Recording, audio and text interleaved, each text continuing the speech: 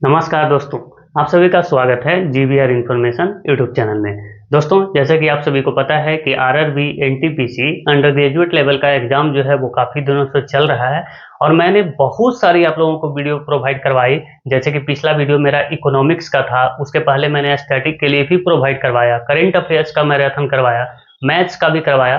तो आज उसी सिलसिले में मैं आज पूरा पॉलिटी का एक वीडियो लेकर आया हूँ और जिसमें हम काफ़ी शानदार तरीके से पढ़ेंगे। आप यकीन मानिए, ये वीडियो जो है कि हर एग्जाम के दृष्टिकोण से काफी महत्वपूर्ण होने वाला है। चाहे आप कोई भी एग्जाम का अगर तैयारी कर रहे हैं तो ये वीडियो आपको देखना ही चाहिए। और इसमें अभी तक RRB NTPC under graduate level में जितने भी प्रश्न पूछे गए वो सारे आपको इस वीडियो में मिलने वाले हैं। ठीक है, मैं बताऊंगा भी बीच बीच में कि कौन से प्रश्न पूछे गए हैं और ये काफी शानदार तरीके से हम लोग पढ़ेंगे। बीच बीच में आपको बहुत सारी जो है वो पिक्चर के साथ आपको देखने को मिलने वाला है। एक रिक्वेस्ट है आप लोगों से कि प्लीज वीडियो को आपको पूरा देखना पड़ेगा, क्योंकि अगर आप ये सोच रहे हैं कि सिर्फ पीडीएफ के माध्यम से हम अगर पढ़ लेंगे तो वो तो मैं आपको प्रोवाइड करवाता हूँ और करवाऊंगा भी, लेकिन यहाँ पे जो एक्स्ट्रा फैक्ट्स जो बताने वाला हूँ मैं ना, जैसे कि यहाँ पे बहुत सारे हम लोग संशोधन पढ़ने वाले हैं, तो वो संशोधन का लिस्ट मैं अलग से आपको प्रोवाइड नहीं करवा रहा, वो अलग से मैं नहीं बताऊंगा, क्योंकि उस तरह से याद करना काफी मुश्किल हो जाता है। तो हम लोग संशोधन इस प्रकार पढ़ेंगे कि जैसे कि अगर हम राष्ट्रपति के बारे में पढ़ रहे हैं तो राष्ट्रपति के बारे में जान लिए और उसका जो भी प्रावधान है वहां पे क्या बदलाव हुआ है तो उसको हम वहीं पे देखने वाले हैं। ठीक है, तो इससे क्या होगा ना कि हमें संशोधन काफी बढ़िया तरीके से याद हो जाएगा। तो आपको एक बार वीडियो जरूर देखना है। ठीक है, और इसमें बहुत इंटरेस्टिंग तरीके से पढ़ेंगे। आप देखेंगे कि कैसे कौन अपनी सर्वोच्चता स्थापित करना चाहता है। भाई, सुप्रीम कोर्ट कैसे लड़ रहा है सरकार से, सरकार लड़ रही है सुप्रीम कोर्ट से, है ना। जैसे कि इंदिरा गांधी का बात आप देखेंगे तो उन्होंने जो है सुप्रीम कोर्ट का फैसला ही चेंज कर दिया उन्होंने, फिर उनका फैसला सुप्रीम कोर्ट चेंज करता है। इस तरह की हम लोग लड़ाई देखेंगे, है ना। सूचना का अधिकार वगैरह से भी क्वेश्चंस बने हैं, तो वो सारी चीजें हम यहाँ पे पढ़ने वाले हैं। संविधान के सभी महत्वपूर्ण भाग देखेंगे, है ना। और भाग से हालांकि क्वेश्चन नहीं बने, लेकिन हम लोग इसलिए हमने उसको अलग से क्या किया है कि अलग से लिस्ट नहीं दी है। वो जहाँ पे हम जिस चीज के बारे में पढ़ेंगे हम लोग वहां पे जानते रहेंगे कि हाँ ये किस भाग में इसका प्रावधान है। ठीक है, नागरिकता को देखेंगे, मौलिक अधिकार, नीति निर्देशक तत्व, मौलिक कर्तव्य, सभी चीजें करंट अफेयर्स के साथ देखेंगे, हाल ही में उसमें क्या बदलाव हुए। सांसद, विधानमंडल, राष्ट्रपति, प्रधानमंत्री, महान्यायवादी, महाधिवक्ता, हर चीज। राज्य के में आएंगे तो राज्यपाल, मुख्यमंत्री, महाधिवक्ता के बारे में देखेंगे। ठीक है, हर चीज देखेंगे। फिर न्यायालय देखेंगे, सभी महत्वपूर्ण अनुच्छेद बीच बीच में ही हम करते चलेंगे, महत्वपूर्ण संशोधन बीच में करेंगे, सभी अनुसूचियां भी हम देखेंगे। चलिए स्टार्ट करते हैं, उसके बाद आपको समझ में आएगा सारी बातें। तो सबसे पहले तो मैं आपको बताना चाहूंगा कि संविधान बनाना इतना आसान नहीं था। इसमें बहुत सारी मांगे उठाते रहा गया है संविधान के लिए, तब जाकर के हमारा संविधान जो है संविधान सभा का गठन होता है। और संविधान सभा का गठन किस प्रकार किया जाता है? पहले तो क्रिप्स मिशन आता है, जिसको गांधी जी ने पोस्ट डेटेड चेक का बोला था, आपको याद होगा, है ना। तो उसके बाद फिर क्या होता है, कैबिनेट मिशन जो आता है भारत में।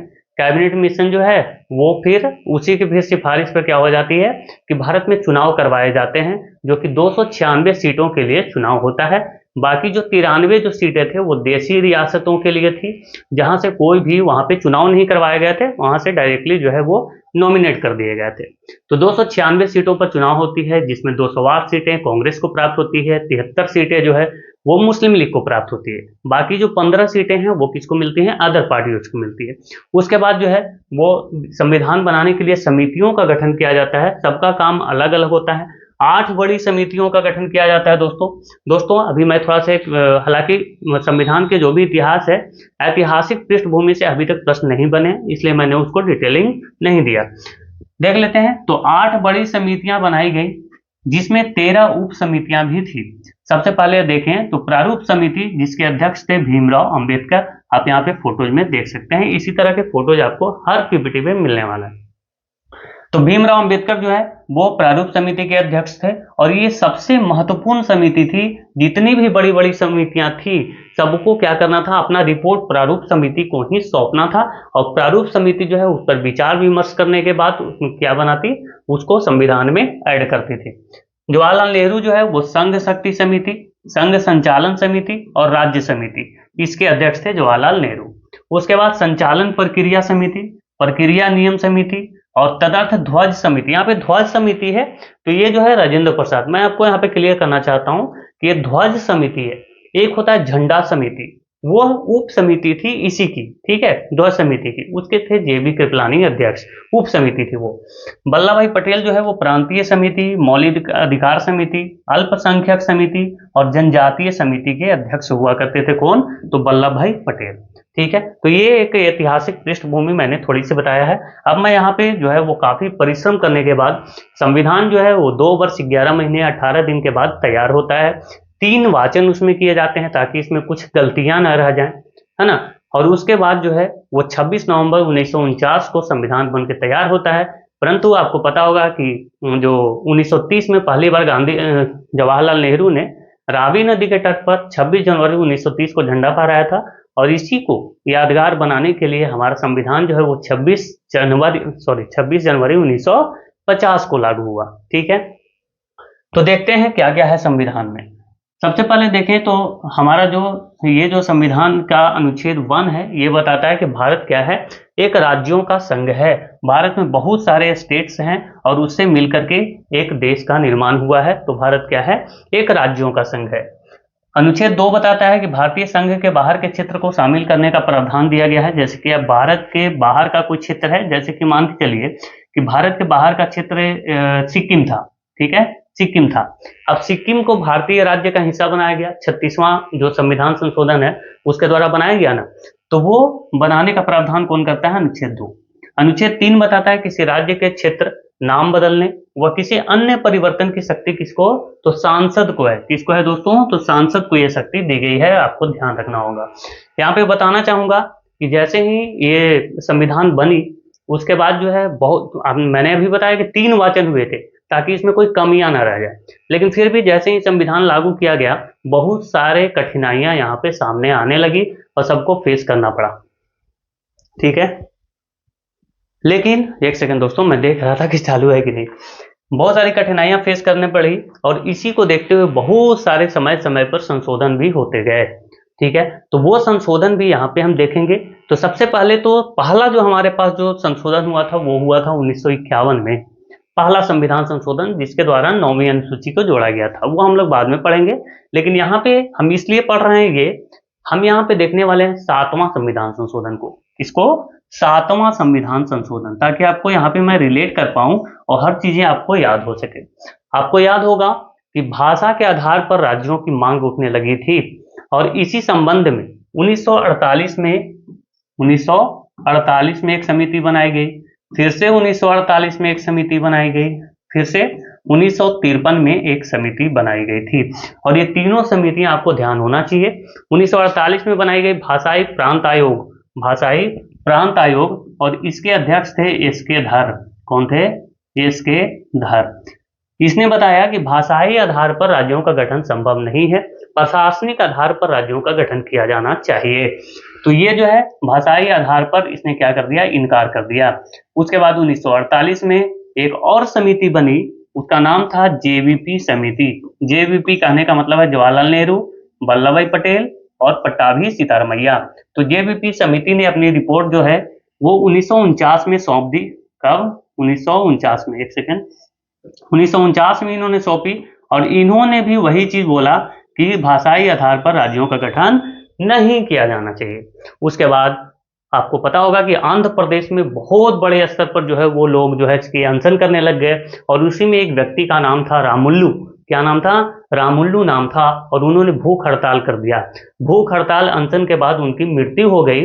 तो फिर क्या हुआ कि सरकारें तो है, उस समय जवाहरलाल नेहरू को बहुत बड़ा सदमा पहुंचा और हड़बड़ा गई सरकारें और आनन फानन में आंध्र प्रदेश राज्य का गठन किया गया। किसका? आंध्र प्रदेश। ये अरुणाचल प्रदेश आप मत समझना। आंध्र प्रदेश का राज्य का गठन किया गया कब? 1953 में। और भाषाई आधार पर गठित होने वाला यह भारत का पहला राज्य था। रामुल्लू की मृत्यु के बाद जल्दबाजी में इस राज्य का गठन किया गया, लेकिन 1953 में ही एक समिति बनाई गई थी और उस समिति का नाम था फजल अली आयोग। क्या नाम था?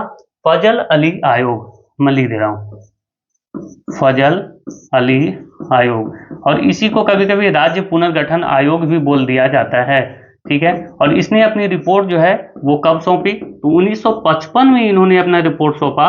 1955 में इन्होंने बताया कि हाँ ठीक है भाई, भाषाई आधार पर राज्यों का गठन कर दिया जाना चाहिए। इन्होंने क्या किया, स्वीकृति दे दी।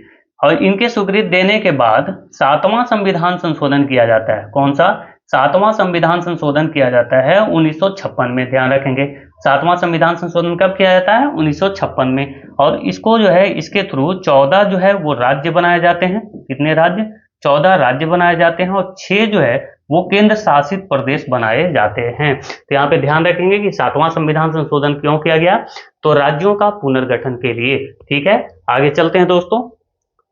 ये देखिए, अब हम बात करेंगे नागरिकता की।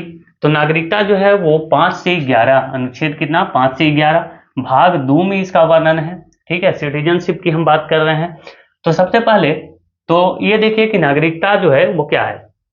तो भारत में जो भी लोग रहते हैं वो क्या है, तो नागरिक हैं, भारत में रहने वाले लोग।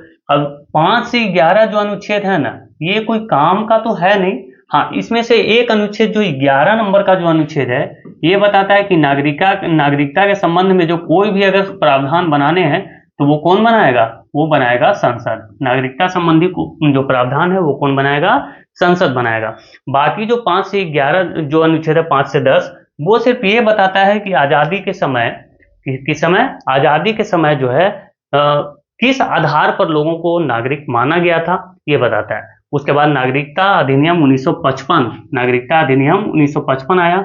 और ये जो प्रावधान है ना, ये कोई मतलब ये कोई कानून नहीं है, ये कोई कानून नहीं है, ये सिर्फ उन प्रावधानों को वर्णन करता है जिसके आधार पर संविधान लागू होने के समय जो है वो लोगों को नागरिक माना गया था। किस आधार पर नागरिक माना गया था, ये बताता है।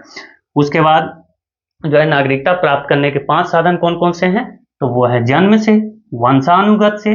ठीक है, वो जन्म से तो है, अगर जन्म किसी का भारत में हुआ है तो वो नागरिक है। किसी क्षेत्र के भारत में अगर विलय हो जाता है तो वो भारत का नागरिक बन जाता है। और पंजीकरण और देशीयकरण, ये 2 चीजें और हैं। तो ये 5 तरीके से जो है वो क्या दिया जाता है, भारत का नागरिकता दी जाती है। जबकि नागरिकता 3 प्रकार से छीने जा सकते हैं, मतलब लोप हो सकता है। एक तो स्वेच्छा से त्याग दीजिए, आप दूसरे देश की नागरिकता अगर ले लिए तो क्या होगा, आप बोल सकते हैं कि हम यहाँ के हम नागरिक नहीं रहना चाहते, आप दूसरा देश के में आप जाकर के बसना चाहते हैं। या फिर स्वयं समाप्त हो जाना, अगर आपने नहीं त्यागी है। लेकिन भारत में क्या है, एकल नागरिकता का प्रावधान है। भारत में किस प्रकार की नागरिकता दी जाती है, एकल नागरिकता। और एकल नागरिकता का प्रावधान ये कहां से लिया गया है दोस्तों, ये ब्रिटेन के संविधान से लिया गया है। कहां के संविधान से, ब्रिटेन के संविधान से लिया गया है एकल नागरिकता का प्रावधान। तो भारत में एकल नागरिकता है, तो अगर आप दूसरे देश का नागरिकता ले लेते हो तो आपका नागरिकता यहाँ का स्वयं ही समाप्त हो जाता है।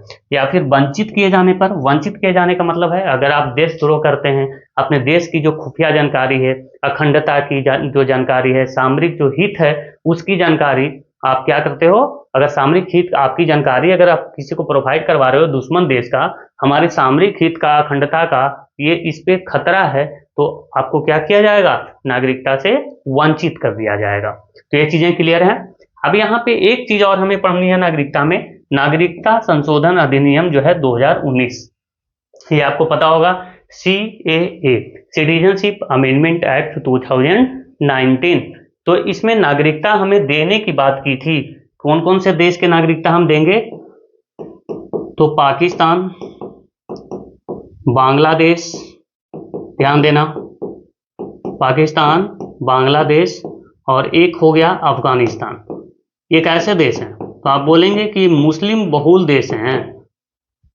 मैं ठीक से लिख रहा हूं ना भाई, चलो ठीक है। ये कैसे देश हैं, तो ये मुस्लिम बहुल देश हैं। यहाँ पे जो और भी जो दूसरे देश के जो लोग होंगे, सॉरी दूसरे जो समुदाय के लोग होंगे, जैसे कि हिंदू, सिख, ईसाई, ठीक है, बौद्ध, जैन, पारसी और सिख बोल दिया ना, हाँ। तो ये 6 समुदाय के जो लोग होंगे वो वहां पे क्या होंगे, अल्पसंख्यक होंगे। तो ये भी आपको ध्यान रखना है कि नागरिकता संशोधन अधिनियम 2019 के द्वारा कितने समुदायों का वर्णन किया गया है, तो 6 समुदायों का वर्णन है। और ये क्वेश्चन जो है वो भी पूछा गया था, इसलिए मैं बता रहा हूं। तो ये 3 देश के नागरिकों को हम क्या देंगे, नागरिकता। लेकिन यहाँ के बहुसंख्यक को नहीं देंगे।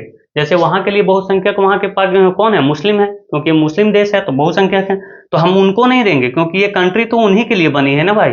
वहां के जो अल्पसंख्यक हैं, जैसे कि मैंने बता दिया, हिंदू हो गए, सिख हो गए, बौद्ध, जैन, पारसी और ईसाई, इन 6 धर्मों को हम क्या करेंगे, अपनी भारत देश की नागरिकता हम देंगे। तो ठीक है, कहानी हो गया यहाँ पे इसका समाप्त, नागरिकता होता है समाप्त। अब हम आगे बढ़ते हैं जो कि सबसे महत्वपूर्ण है। सबसे महत्वपूर्ण है, यहाँ पे आपको मजा आने वाला है, कहीं भी आपको नहीं जाना, आप एक बार आप देख लीजिए, उसके बाद आपको इसमें कोई प्रॉब्लम नहीं होने वाली है। देखिए, हम पढ़ रहे हैं भाग 3 मौलिक अधिकार यानी कि फंडामेंटल राइट्स। 12 से 35 जो है वो इसका वर्णन करता है। अब यहाँ पे आपके सामने 4 सवाल उठ सकते हैं। कौन कौन से सवाल हैं वो आपके सामने हैं, उसके बाद हम लोग सारी चीजें पढ़ेंगे, लेकिन इसको एक बेसिक तरीके से हम पहले समझेंगे। तो सबसे पहले तो ये देखिए, अच्छा यहाँ पे क्या क्या, अच्छा ठीक है भाई, कोई बात नहीं, सारी चीजें हम पढ़ेंगे। क्या मूल अधिकार संशोधनीय है?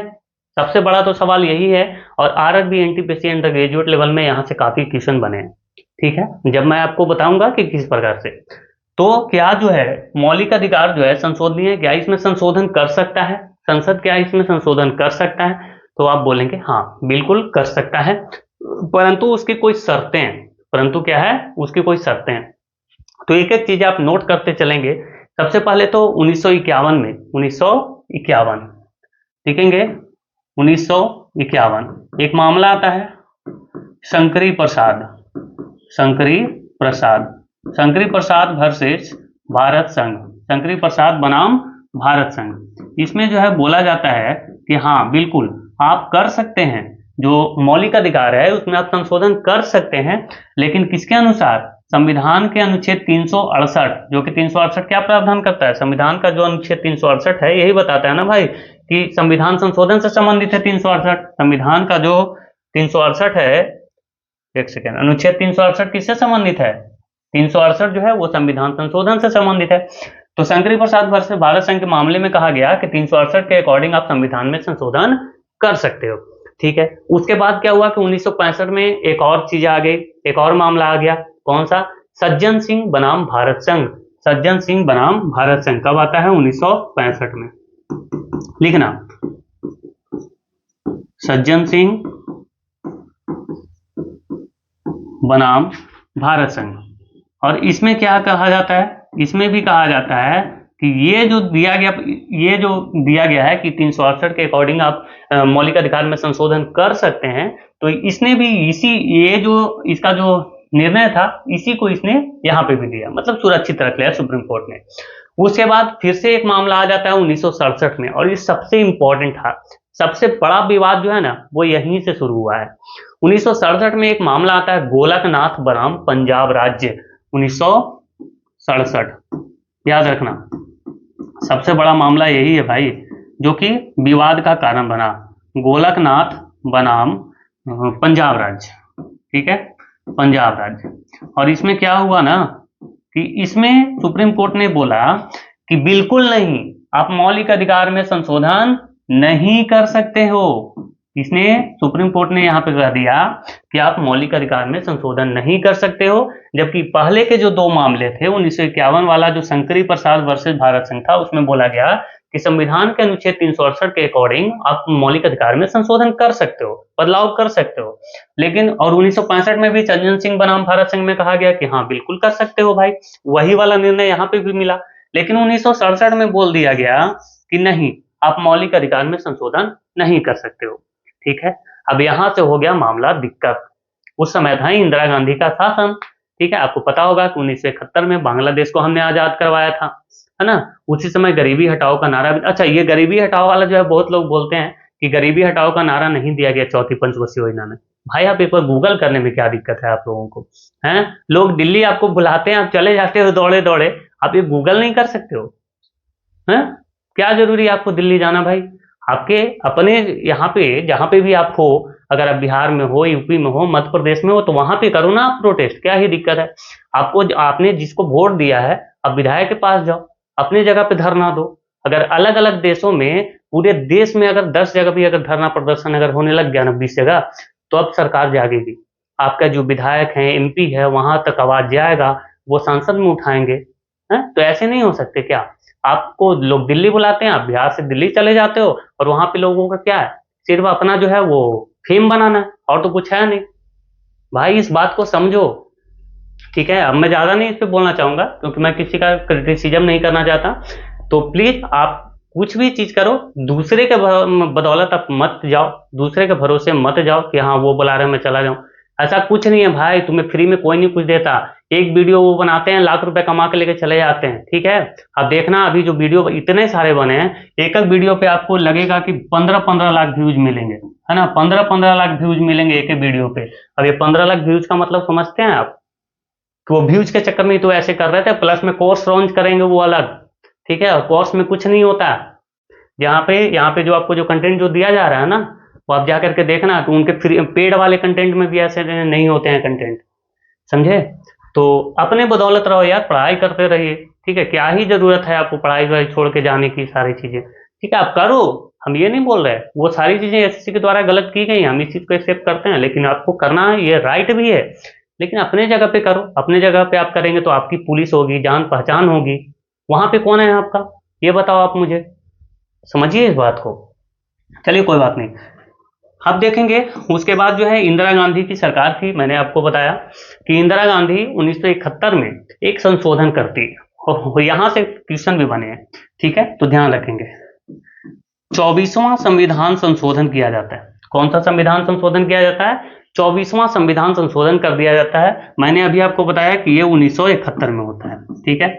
एक सेकेंड, 1971 में इसमेमें बोला जाता है कि हम जो है मौलिक अधिकार में, यानी कि फंडामेंटल राइट में हम संशोधन कर सकते हैं 368 के अनुसार।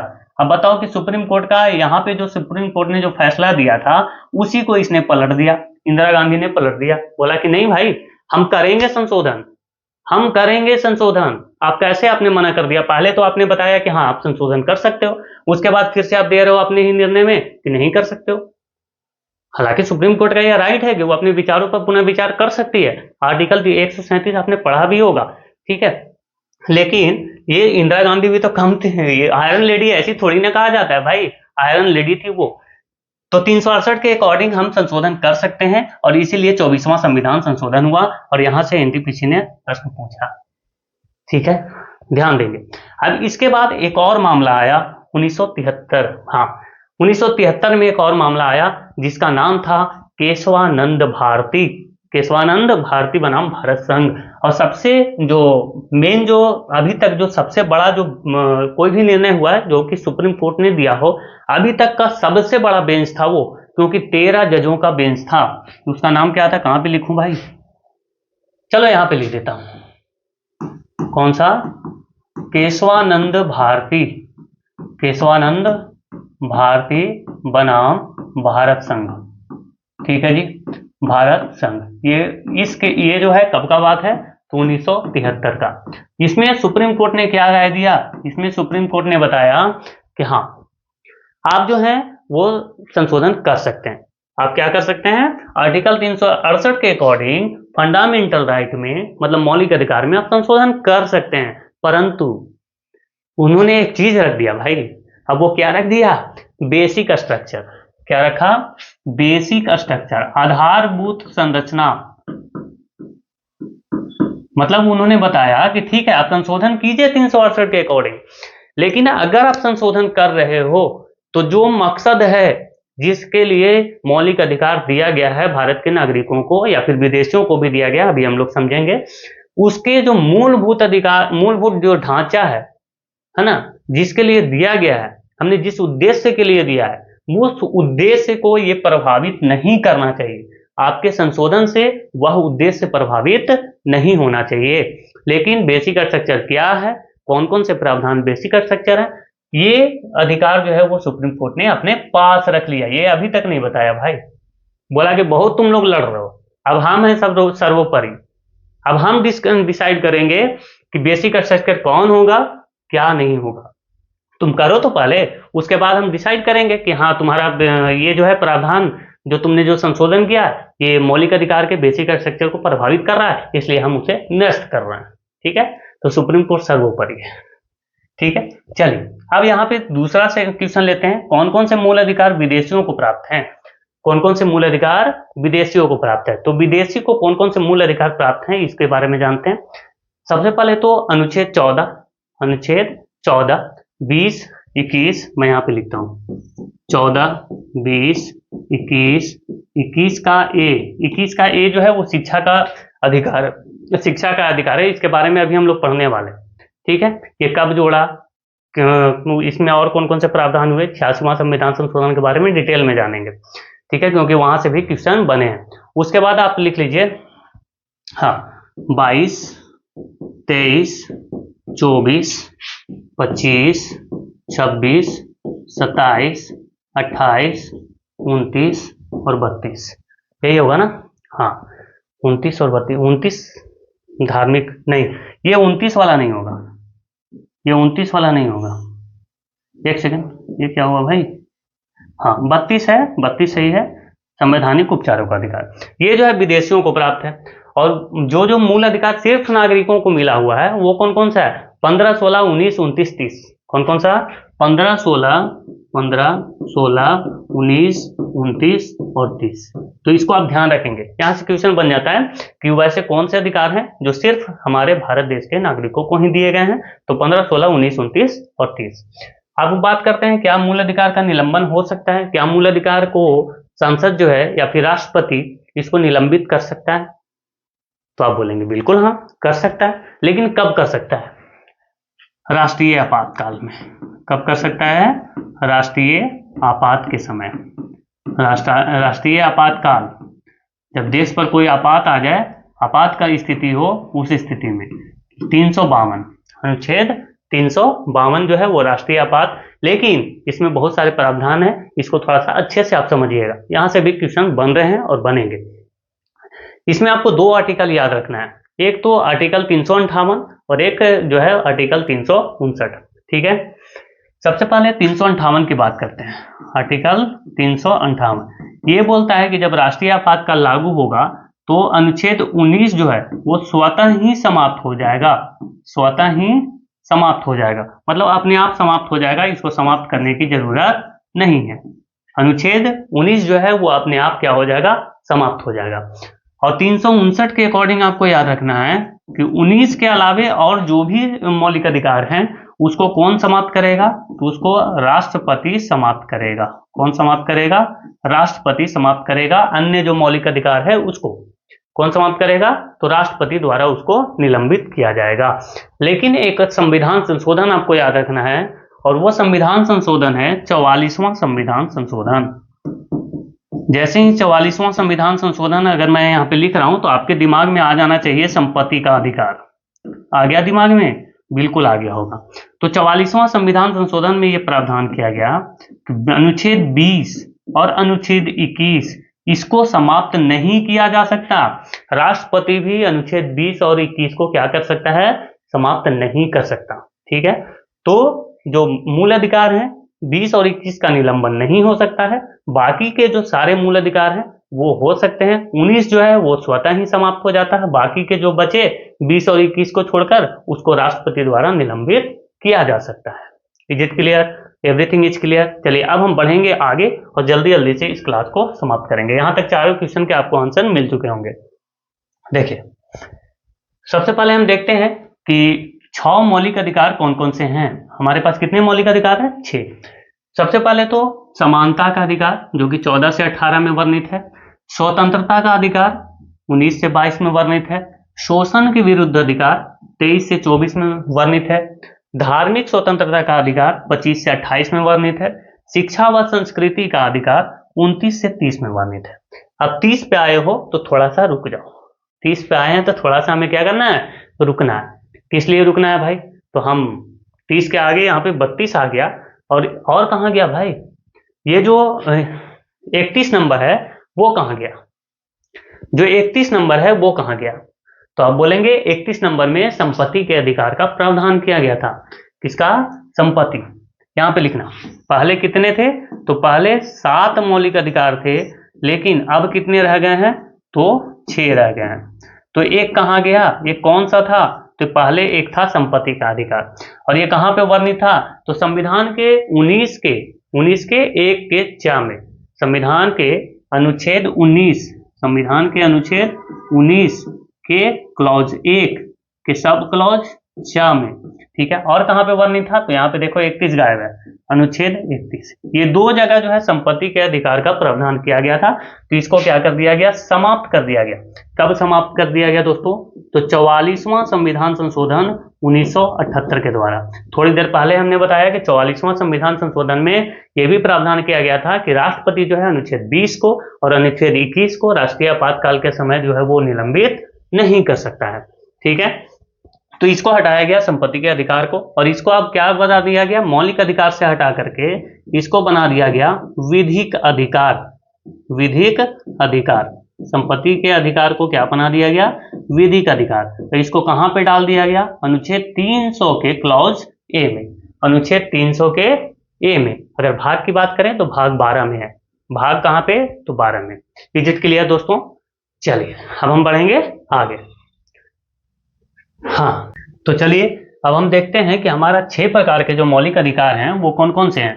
तो भाग 14 से लेकर के अनुच्छेद 14 से लेकर के 18 तक समानता का अधिकार की बात होती है। 19 से 22 तक स्वतंत्रता का अधिकार, 23 से 24 शोषण के विरुद्ध अधिकार, 25 से 28 धार्मिक स्वतंत्रता का अधिकार है हमारे पास, और 29-30 इसमें शिक्षा व संस्कृति का अधिकार है, और 32 में क्या है, तो संवैधानिक उपचारों का अधिकार, जिसको डॉक्टर भीमराव अंबेडकर ने क्या कहा है, तो डॉक्टर भीमराव अंबेडकर ने इसे कहा है संविधान की आत्मा।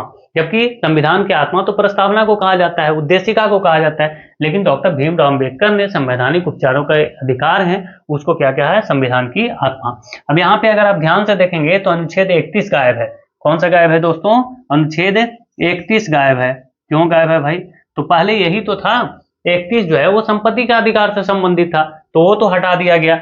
और संपत्ति का अधिकार से एक और संबंधित था, अनुच्छेद 19 के क्लॉज 1 के सब क्लॉज 4, ये जो है ये भी संपत्ति के अधिकार से संबंधित था। कौन सा अधिकार, संपत्ति का अधिकार, इसको सब समाप्त कर दिया गया। कब समाप्त कर दिया गया दोस्तों, तो 44वां संविधान संशोधन 1978 के द्वारा इसको समाप्त कर दिया गया, और इसको क्या बना दिया गया, अभी जो वर्तमान में है ये क्या है, तो ये एक विधिक अधिकार है। थोड़ा सा स्पीड हमने बढ़ा दिया है, ठीक है, एक विधिक अधिकार है, और इसको अनुच्छेद 300 के ए में रख दिया गया है, और ये है कहाँ पे, तो भाग 12 में है। कहाँ पे है दोस्तों, भाग 12 में, ध्यान रखेंगे, कोई दिक्कत तो नहीं।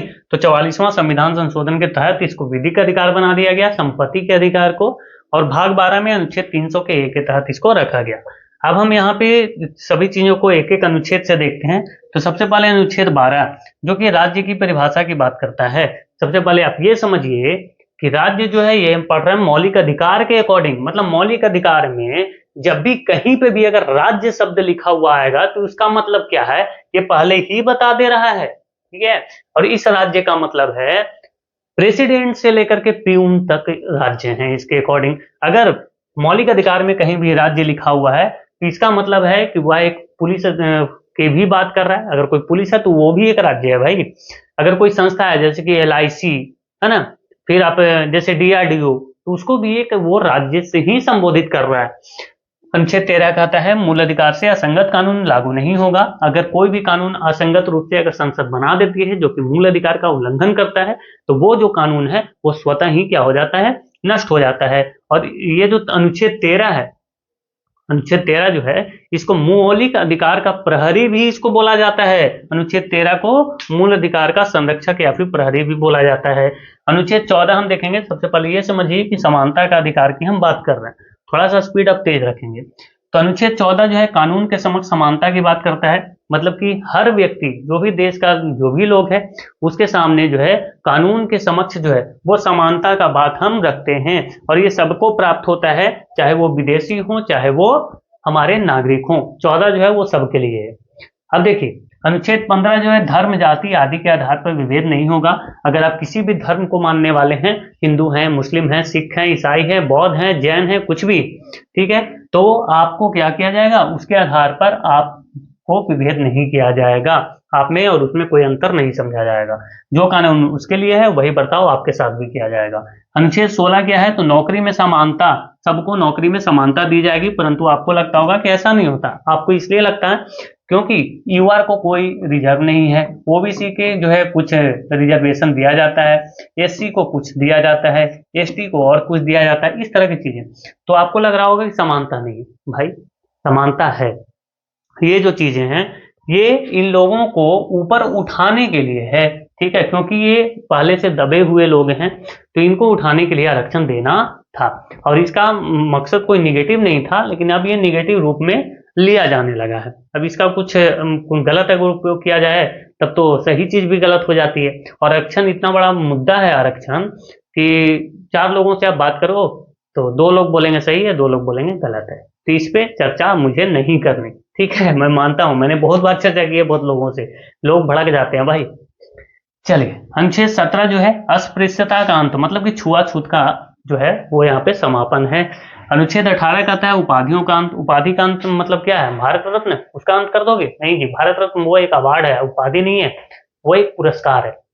देखिए, उपाधि कहने का मतलब है, जैसे आप अगर डॉक्टर हैं तो आगे डॉक्टर लगाते हैं, अगर आप इंजीनियर हैं तो आगे इंजीनियर लगाते हैं, जैसे इंजीनियर अविनाश कुमार, डॉक्टर विकास मल्होत्रा, कुछ भी, ठीक है। तो ये तो आप कर सकते हैं, लेकिन अगर कोई सेना में भी है कोई तो आगे लेफ्टिनेंट लगाता है ना, अगर वो लेफ्टिनेंट होता है तो मेजर लगाता है ना, तो वो लगा सकता है। लेकिन यहाँ पे क्या है कि अगर विदेशों से कोई जैसे कि उपाधि आपको दी गई है, ठीक है, जैसे कि रविन्द्रनाथ टैगोर को अंग्रेजों ने नाइटहुड की उपाधि दी थी, रविन्द्रनाथ टैगोर को क्या दी थी, नाइटहुड की।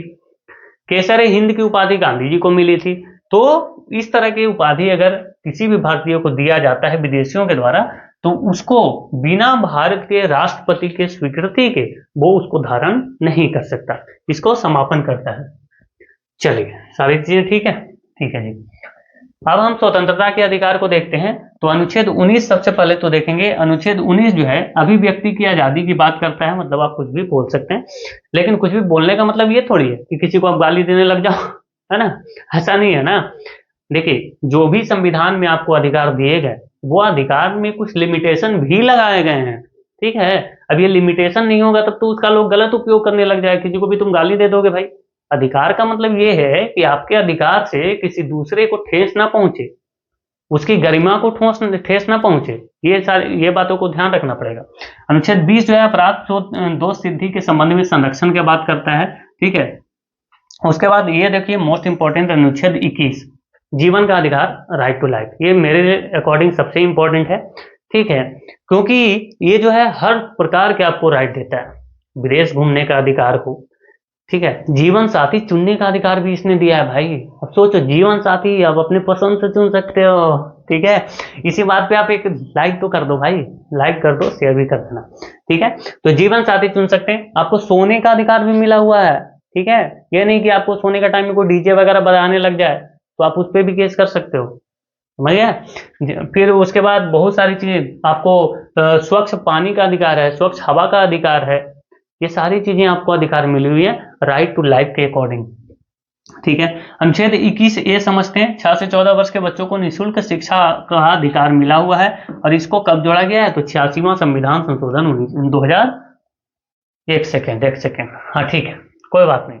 तो इसको कब जोड़ा गया है, 86वां संविधान संशोधन 2002 के अकॉर्डिंग, किसको, अनुच्छेद 21 के ए को।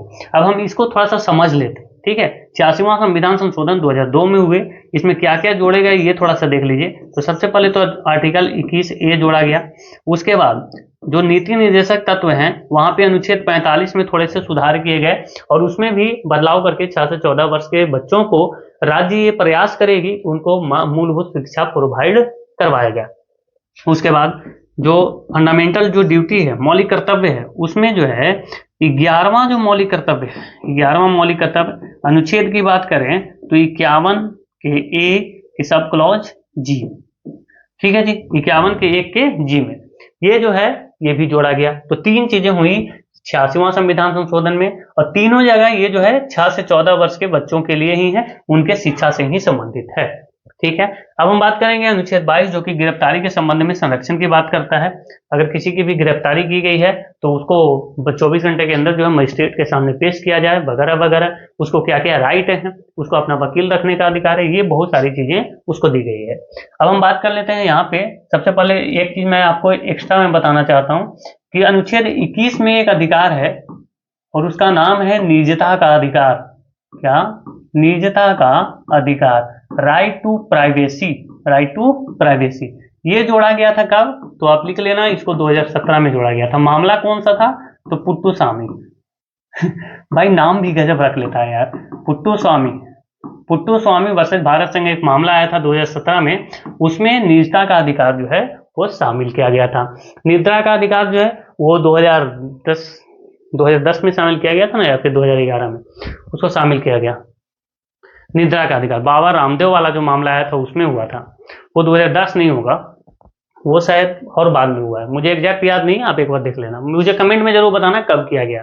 ठीक है।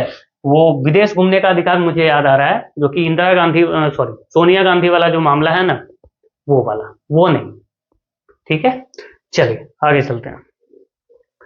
शोषण के विरुद्ध अधिकार, अनुच्छेद 23 और 24। सबसे पहले यहाँ पे देखिए कि फोटो लगाए गए हैं हर जगह पे, आपको समझते जाना है। देखो ये एक बच्चा है और ये जो फावड़े लिए हुए है और ये काम पे जा रहा है। तो इस तरह की चीजें को जो है वो हमारा संविधान जो है वो पाबंद लगाता है। सबसे पहले 23 देखिए कि अनुच्छेद 23 मानव व्यापार, जबरन व बंधुआ मजदूरी पर रोक लगाता है। मतलब कि अगर कोई भी व्यक्ति है, आपने देखा होगा गाँव देहात में बहुत सारे लोग होते हैं, बड़े बड़े लोग होते हैं, वो क्या करते हैं, रंगदारी से किसी को लेके जाएंगे, खेत में काम करवाया आपने या फिर कुछ भी करवा लिया घर में, जब वो बेचारा अपना पारिश्रमिक यानी कि अगर मजदूरी मांग रहा है, क्या चाहिए मजदूरी, क्या किए हो तुम, है खाने खिलाया ना तुमको, समझ में नहीं आता है, क्या चाहिए तुमको, नहीं मिलेगा मजदूरी, जा क्या कर लेगा जा। तो मतलब उस तरह की चीज है, उसी को बोलते हैं बंधुआ मजदूरी। मतलब वो काम भी करवाया, आपने उसको पारिश्रमिक भी नहीं दिया। उसके बाद मानव व्यापार, जैसे कि आपने देखा होगा मूवी वगैरह में भी कि लड़कियों को जो है कि किडनैपिंग करके उसको बेचा जाता है, यही तो है मानव व्यापार। तो ये सब पर रोक लगाता है अनुच्छेद 23। अनुच्छेद 24 जो है, 24 और 14 को आप रिलेट कर लेना। अनुच्छेद 14 बोलता है कि 14 वर्ष से कम उम्र के बच्चों को आप श्रम पर नहीं लगा सकते हैं, मतलब कि कल कारखाने में आप इनको नहीं लगा सकते हैं। ठीक है, अगर कोई ऐसा करता है तो उस पर केस हो सकता है। अब देखिए धार्मिक स्वतंत्रता का अधिकार जो है अनुच्छेद 25 से लेकर के अनुच्छेद 28 तक है। अनुच्छेद 25 बताता है धर्म को मानने, आचरण व प्रचार की अधिकार हर किसी को है, कोई नहीं रोकेगा आपको। अभी आप क्या है, अभी आप अगर हिंदू हैं, शाम को आप मुस्लिम हो जाइए, ठीक है, शाम को क्या हो जाइए, मुस्लिम हो जाइए, फिर ईसाई बन जाइए, सिख बन जाइए, हिंदू बन जाइए फिर से, ठीक है, तो आप कर सकते हो, कोई दिक्कत नहीं है। धर्म के प्रबंधन का अधिकार हर किसी को है अनुच्छेद 26 के अनुसार। अनुच्छेद 27 बताता है धार्मिक कार्यों के धन पर कर नहीं लगेगा। अगर कोई भी आप धार्मिक आयोजन करते हैं तो उस पर आपको टैक्स नहीं देना पड़ता है। आपने देखा होगा मंदिरों में, मस्जिदों में बहुत सारी चीजें टैक्स आती हैं, सॉरी चढ़ावा आता है, उस पर कोई टैक्स नहीं देना होता सरकार को। अनुच्छेद 28 जो है धार्मिक शिक्षा व उपासना में उपस्थित होने की आजादी देता है हर किसी को। अब मंदिर में अगर कोई भी भजन कीर्तन कुछ भी हो रहा है या फिर मस्जिदों में नमाज पढ़ी जा रही है, जो भी चीजें हो रही है, आप स्वतंत्रता पूर्वक जा सकते हैं और वहां पे शामिल हो सकते हैं अगर आप उस धर्म को मानते हैं तो। यहाँ पे आइए शिक्षा व संस्कृति का अधिकार, जो कि अनुच्छेद 29 और 30 में है। यहाँ पे देख सकते हैं शिक्षा के लिए एक फोटो लगाया गया है। 29 बताता है अल्पसंख्यकों के हितों के संरक्षण। अल्पसंख्यक कहने का मतलब हिंदू को छोड़ करके बाकी सभी समुदाय के लोग, जैसे कि मुस्लिम है ना, सिख, ईसाई, जैन, बौद्ध, ठीक है, ये सारे जो कम्युनिटी के लोग हैं हिंदू के अलावे, वो सारे अल्पसंख्यक हैं, तो उनको हितों के संरक्षण जो है अनुच्छेद 29 करता है। अनुच्छेद 30 बताता है शैक्षणिक संस्था खोलने का अधिकार। आप स्कूल खोलना चाहते हैं, कॉलेज खोलना चाहते हैं, ट्यूशन खोलना चाहते हैं, आप खोल सकते हैं, कोई दिक्कत नहीं।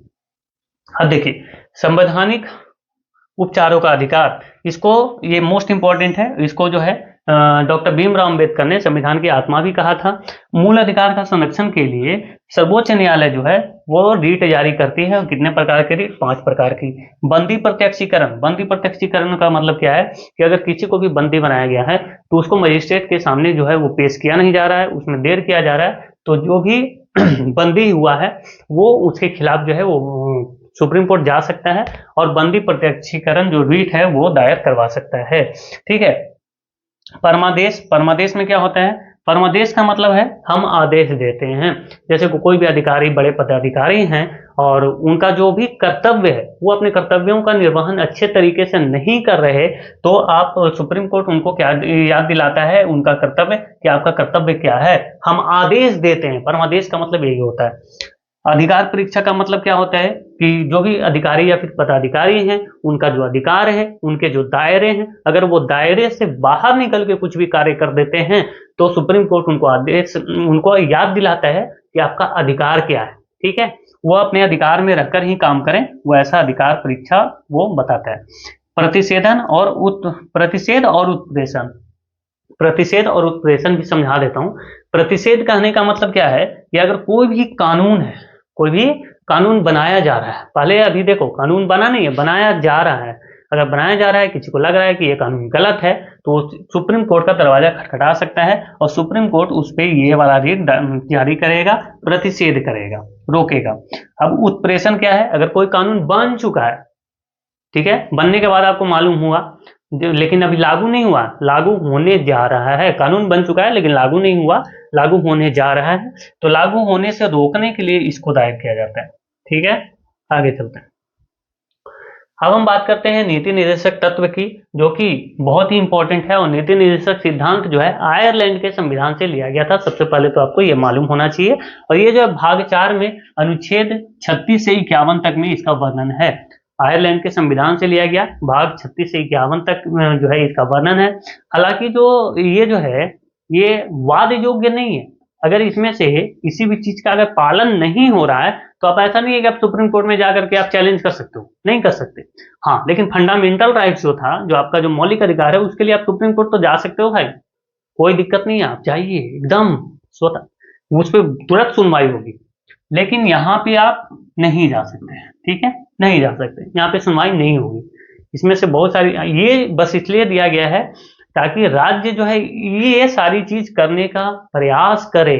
राज्य क्या करे, इन सभी चीजों को करने का प्रयास करे, जिससे एक कल्याणकारी राज्य की स्थापना हो। किस प्रकार के राज्य की स्थापना हो, कल्याणकारी राज्य की स्थापना हो सके। ध्यान रखना, कभी कभी कल्याणकारी राज्य की स्थापना दे देता है कि कल्याणकारी राज्य की स्थापना की बात किसमें की गई है। ठीक है, तो ध्यान रखेंगे। तो ये है नीति निर्देशक तत्व, और सरकार के कर्तव्यों का ये वर्णन करता है। ठीक है, कल्याणकारी राज्य की स्थापना करे, इस चीज का वर्णन करता है। जबकि मौलिक अधिकार जो है वो सरकार की सीमाओं को क्या करता है, सीमित कर देता है। सरकार की सीमाओं को क्या करता है, सीमित कर देता है, सीमाएं तय करता है। ये वाद योग्य नहीं है। अब देखिए, यहां से सबसे पहले तो ये आप समझ लीजिए कि अनुच्छेद 37 जो है वो एनटीपीसी में अभी क्वेश्चन पूछा गया था। भाई सॉरी यार, ये बताना नहीं होता, लेकिन क्या ही करूं, इमोशन है, निकल जाते हैं, कोई दिक्कत नहीं।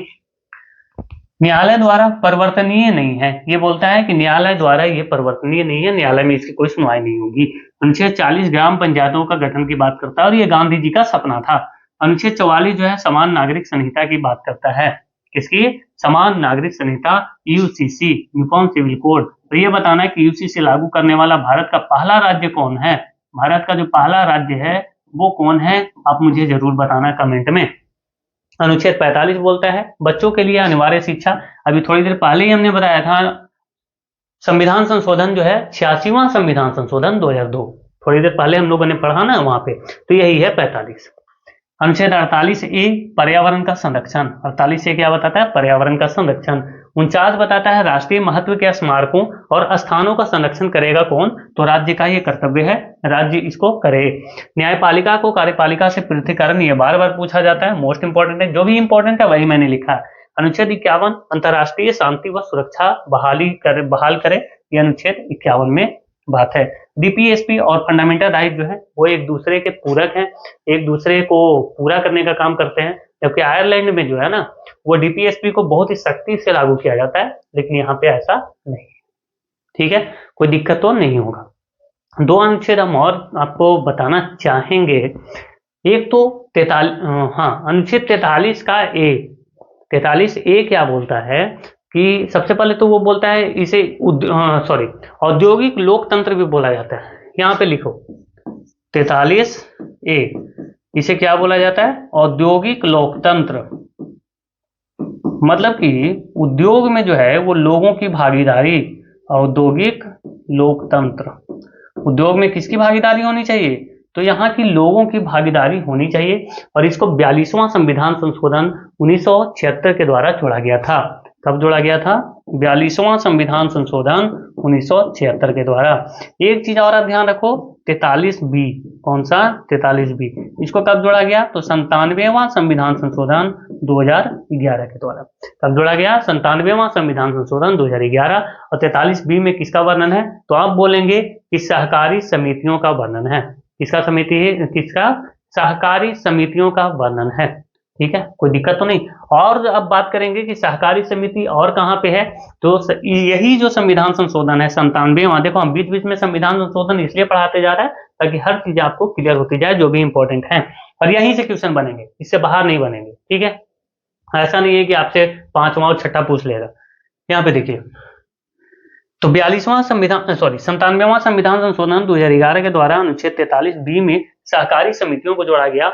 और फिर भाग 9B भी जोड़ा गया। कौन सा भाग की बात कर रहे हैं? भाग 9 के B में सहकारी समितियों को रखा गया, भाग 9 के B। और फिर फंडामेंटल राइट में भी सहकारी समितियों को जोड़ा गया, आर्टिकल 19 के 1 के C में। आर्टिकल 19 के 1 के सब क्लॉज C में। ये कहाँ पे? तो फंडामेंटल राइट में भी जोड़ा गया। मतलब कि सहकारी समितियां बनाना भारत के लोगों का मौलिक कर्तव्य, मौलिक अधिकार भी है। और फिर 9 के B जोड़ा गया, 9 के B में इसको रखा गया, भाग 9 के B, सहकारी समिति बना सकते हैं। 43B मतलब ये जो है 97वां संविधान संशोधन 2011 में 43B भी जुड़ा, भाग 9B भी जुड़ा, और 19 का 1 का सब क्लॉज C भी जुड़ा। तो यहाँ पे ध्यान रखना है। सभी चीजें क्लियर हैं? अच्छा, एक अनुच्छेद आप और याद रखना, यहां से भी प्रश्न बने हैं और ये मैं लिखना शायद भूल गया हूं। चलिए यहाँ पे लिखते हैं 39, अनुच्छेद 39। ये बताता है कि समान कार्य के लिए समान वेतन, समान कार्य के लिए समान वेतन। अगर पुरुष या फिर महिला हैं, समान कार्य कर रहे हैं, तो उनको समान वेतन दिया जाएगा। अगर पुरुष और महिला की बात किया जाए तो अनुच्छेद 39 का D में है कि पुरुष या फिर महिला अगर समान वेतन, समान कार्य कर रहे हैं तो उसके लिए समान पारिश्रमिक उनको दी जाएगी। चलिए अब हम आगे चलते हैं और बढ़ते हैं मौलिक कर्तव्य पर। तो सबसे पहले हम जानेंगे कि मौलिक कर्तव्य जो है वो भाग 4 के काम में है। और इसको कब जोड़ा गया है? तो 1976 में जोड़ा गया है। किसकी समिति पे? 4 वर्ष सरदार स्वर्ण सिंह समिति। ठीक है, सरदार स्वर्ण सिंह समिति की सिफारिश पर 42वां संविधान संशोधन 1976 द्वारा इसको शामिल किया गया। अनुच्छेद जो है 51 के 1 है। अनुच्छेद कौन सा है? 51A में। जब इसको शामिल किया गया था तो 10 मौलिक कर्तव्य थे। कितने थे? 10 मौलिक कर्तव्य। वर्तमान में कितने हैं? तो 11। तो ये एक बढ़े कौन से? कब बढ़ा? तो मैंने आपको थोड़ी देर पहले ही बताया है, 86वां जो संशोधन हुआ था 2002 में, उसके द्वारा 11वां मौलिक कर्तव्य जोड़ा गया था। थोड़ी देर पहले पढ़ा था ना, देखो कितना अच्छा रिवीजन हो रहा है। यह केवल नागरिकों के लिए है। ये कर्तव्य किसके लिए है? नागरिकों के लिए। कानूनी रूप से बाध्यकारी ये नहीं है। ऐसा नहीं है कि कोई अपना कर्तव्य का निर्वहन नहीं कर रहा है तो आप सुप्रीम कोर्ट चले जाओगे, नहीं है ऐसा कुछ।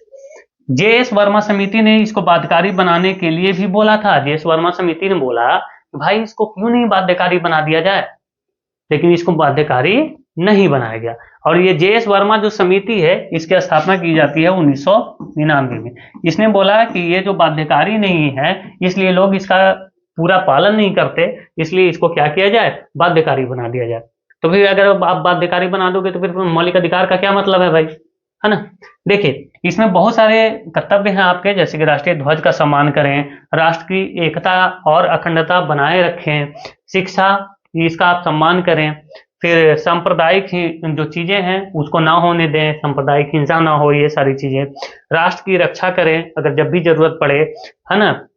भारत की क्या करें? रक्षा करें। जो भी राष्ट्रीय स्मारक हैं उसका आप क्या करें? आदर करें, उसकी सुरक्षा करें। अभिभावकों का अपना सम्मान करें और सार्वजनिक संपत्ति जो है उसकी भी आप रक्षा करें। 6 से 14 वर्ष के जो बच्चे हैं उनके माता पिता का ये कर्तव्य है, उनके संरक्षक का ये कर्तव्य है कि उनकी प्राथमिक शिक्षा उनको दिलवाएं। तो ये बहुत सारे कर्तव्य आपको दिए गए हैं। ठीक है, ये तो मैंने बता दिया 86वां संविधान संशोधन भी। अब हम आगे बढ़ेंगे दोस्तों। अच्छा, भाग, चलो इसको हम यहाँ पे नहीं पढ़ रहे, इसको नहीं पढ़ेंगे, ऐसे भाग हमें नहीं देखना, इसको समझिए। भाग हम बताएंगे आपको ना भाग तो हम लोगों ने देख ही रहा है। भाग 1 में संघराज क्षेत्र, 2 में हमने क्या पढ़ा, नागरिकता, 3 में क्या पढ़ा, तो हम लोगों ने मौलिक अधिकार पढ़ा, 4 में नीति निर्देशक सिद्धांत पढ़ा, 4 के काम में पढ़े हम लोग मौलिक कर्तव्य, और 5 में क्या है, तो 5 में है संघ, 6 में है राज्य। तो इस तरह से चीजें आपको याद होती जाएंगी, कोई दिक्कत नहीं है, लास्ट में मैं आपको दिखा दूंगा। देखिए भारत सरकार के बारे में आप जानते हैं, तो भारत सरकार जो है वो 3 प्रकार से बनती है, विधायिका, कार्यपालिका और न्यायपालिका, ये तीनों चलाती है भारत सरकार को। तो ये देखिए विधायिका के कौन कौन से अंग होते हैं, तो सबसे पहले तो आप जानिए राज्यसभा और लोकसभा को हम विधायिका बोलते हैं। यहाँ पे आप फोटो भी देख सकते हैं, ये राज्यसभा है, ये लोकसभा है, ठीक है, राज्यसभा और लोकसभा। ये आर्टिकल भी लिखा हुआ है बगल में, आप इसको भी समझ सकते हैं। जैसे कि राज्यसभा जो है 80 में है, लोकसभा 81 में है। मैं एक ट्रिक लिख देता हूँ, सरला, ठीक है, सरला, स से संसद, र से राज्यसभा और ल से लोकसभा। ये जो है 79 से शुरू होता है, फिर 80 आ जाता है और ये 81 आ जाता है, ठीक है। ये कार्यपालिका की बात करें तो जो सबसे पहले तो विधायिका होता है जो कानून बनाता है, कार्यपालिका कौन होता है, जो उस कानून को क्या करता है, लागू करता है, और जो उस कानून की जो रक्षा करता है वो कौन है, तो न्यायपालिका, ठीक है। तो कार्यपालिका में राष्ट्रपति, उपराष्ट्रपति, प्रधानमंत्री, ये सारे लोग आ जाते हैं। उसके बाद आप आर्टिकल भी देखते रहना, हालांकि आगे हम लोग पढ़ेंगे, कोई दिक्कत नहीं है। न्यायपालिका जो है उच्चतम न्यायालय, उच्चतम न्यायालय का वर्णन कहाँ पे है, अनुच्छेद 124, उच्च न्यायालय 214 214। उसके बाद जिला न्यायालय भी आ जाता है। तो ये न्यायालय जो है वो क्या है, न्यायपालिका है। यहाँ पे देखिए अब हम देखते हैं राष्ट्रपति के बारे में, तो इसकी योग्यता क्या है। तो राष्ट्रपति का सबसे पहले तो आप जानो कि ये देश के प्रथम नागरिक होते हैं, देश के प्रथम नागरिक होते हैं। फिर सर्वोच्च सेनाध्यक्ष भी होते हैं, कौन, हमारे राष्ट्रपति। राष्ट्रपति की योग्यता होता है क्या, तो वो भारत के नागरिक होने चाहिए, 35 वर्ष की उम्र पूरा हो जाना चाहिए, सरकार में कोई लाभ के पद पर नहीं होने चाहिए। अगर वो कहीं पे भी कुछ हैं तो जब भी ये पद धारण करेंगे तो वो पद स्वतः ही समाप्त हो जाएगा। लोकसभा के सदस्य निर्वाचित होने की योग्यता होनी चाहिए, कहाँ, लोकसभा का सदस्य निर्वाचित होने की योग्यता इनको चाहिए। इनकी कार्यकाल जो है वो 5 वर्ष की होती है। कार्यकाल कितनी होती है, 5 वर्ष की होती है। अब देखिए निर्वाचन कैसे होती है, तो एकल संक्रमणीय मत प्रणाली द्वारा। सबसे पहले तो यहाँ पे एक चीज और आप जोड़ सकते हैं, अनुपातिक प्रतिनिधित्व के आधार पर होता है। तो अनुपातिक प्रतिनिधित्व के आधार पर एकल संक्रमणीय मत प्रणाली द्वारा गुप्त मतदान होता है। इसमें मतदान में कौन कौन शामिल होते हैं ये भी देख लो, लोकसभा, ठीक है, राज्यसभा और राज्यों के विधानसभा जो भी राज्य हैं। केंद्र शासित प्रदेश में आपको दिल्ली, पुडुचेरी और जम्मू कश्मीर आ जाएगा। यहाँ के विधानसभा के निर्वाचित सदस्य भी निर्वाचक मंडल के सदस्य होते हैं, ठीक है, कोई दिक्कत नहीं। लेकिन एक चीज मैं आपको यहाँ पे समझाना चाहता हूँ कि देखो यहाँ पे आपको दिल्ली दिख रहा होगा, यहाँ पे पुडुचेरी दिख रहा होगा, ठीक है जी। अब देखो कि दोनों जो है पहले शामिल नहीं थे इसके निर्वाचक मंडल में, लेकिन 70वां संविधान संशोधन, 70वां संविधान संशोधन, हाँ 70वां संविधान संशोधन किया जाता है, तो उसके द्वारा जो है 70वां संविधान संशोधन के द्वारा दिल्ली और पुडुचेरी दोनों को शामिल किया जाता है राष्ट्रपति के निर्वाचक मंडल में, क्योंकि यहाँ पे भी विधानसभाएं हैं, ठीक है। चलिए आगे चलते हैं। अब हम देखते हैं राष्ट्रपति से संबंधित सभी अनुच्छेद, परंतु मैं उससे पहले एक चीज आपको बताना भूल गया। 70वां जो संविधान संशोधन हुआ था वो कब हुआ था ये मैंने बताया नहीं। 70वां जो संविधान संशोधन है वो 1992 में हुआ था। 70वां संविधान संशोधन कब हुआ था, 1992 में, ये आप ध्यान रखना। अब इसके द्वारा जो है राष्ट्रपति के निर्वाचक मंडल में दिल्ली और पुडुचेरी के जो विधानसभा है वहां के भी सदस्यों को शामिल किया गया। अब अच्छा एक चीज और उठ सकता है, ये दिल्ली को जो है राष्ट्रीय राजधानी क्षेत्र का दर्जा दिया गया था 69वां संविधान संशोधन 1991 के द्वारा। तो देखो 69वां संविधान संशोधन भी हमने देख लिया, 70वां संविधान संशोधन भी देख लिया, कोई दिक्कत तो नहीं। और राष्ट्रपति जो है वो अपने समझदारी से वीटो वगैरह के भी प्रयोग करते हैं। हालांकि वीटो का जो है वो कहीं पे जो है वो उल्लेख नहीं है संविधान में, लेकिन वो कर सकते हैं। कोई भी बिल आएगा वो रख लेंगे, उस पर कोई राय नहीं देंगे, या फिर वो उसको पुनर्विचार हेतु भी लौटा सकते हैं। देखिए अगर राष्ट्रपति की बात आए तो एक प्रश्न आप मुझे कमेंट बॉक्स में बताना कि भारत के एकमात्र राष्ट्रपति कौन थे अभी तक जो कि राष्ट्रपति बनने वाले एकमात्र मुख्य न्यायाधीश थे। मतलब कि एकमात्र ऐसे राष्ट्रपति कौन थे जो क्या थे, तो मुख्य न्यायाधीश भी रह चुके थे। ठीक है, ये आपको बताना है। 1969 में उन्होंने राष्ट्रपति का कार्यभार संभाला था, क्योंकि अगर राष्ट्रपति नहीं है तो उसकी उपस्थिति में उपराष्ट्रपति तो कार्यभार संभाल सकता है ना। चलिए, अब निर्विरोध चुने वाले एकमात्र राष्ट्रपति कौन हुए अभी तक, तो नीलम संजीव रेड्डी। कौन? नीलम संजीव रेड्डी। आगे आते हैं, अब देखते हैं इनके संबंधित सभी अनुच्छेदों को। तो अनुच्छेद 52 बोलता है भारत का एक राष्ट्रपति होगा जो कि कार्यपालिका शक्ति का प्रधान होगा। राष्ट्रपति जो है, अच्छा एक चीज आप ध्यान रख लो, अनुच्छेद 52 यहां से 11 जोड़ोगे तो 63 पहुंच जाओगे, ये राष्ट्रपति, उसके नीचे उपराष्ट्रपति। ठीक है, उसके बाद 74 में आ जाओगे, मतलब 11 जोड़ेंगे तो यहाँ पे हम आ जाएंगे प्रधानमंत्री पे। ठीक है जी, तो ये देख लो, ये है उपराष्ट्रपति, ये है राष्ट्रपति, तो 11 जोड़ेंगे तो ऐसे आ जाएगा। ये भी आप चीजें ध्यान रख सकते हैं। अनुच्छेद 54 जो है राष्ट्रपति का निर्वाचन का बात करता है, और राष्ट्रपति का निर्वाचन की जो पद्धति है ये कहां से ली गई है, यूएसए के संविधान से। अनुच्छेद 55 जो है राष्ट्रपति के निर्वाचन की रीति को बताता है। ठीक है, कैसे क्या होगा।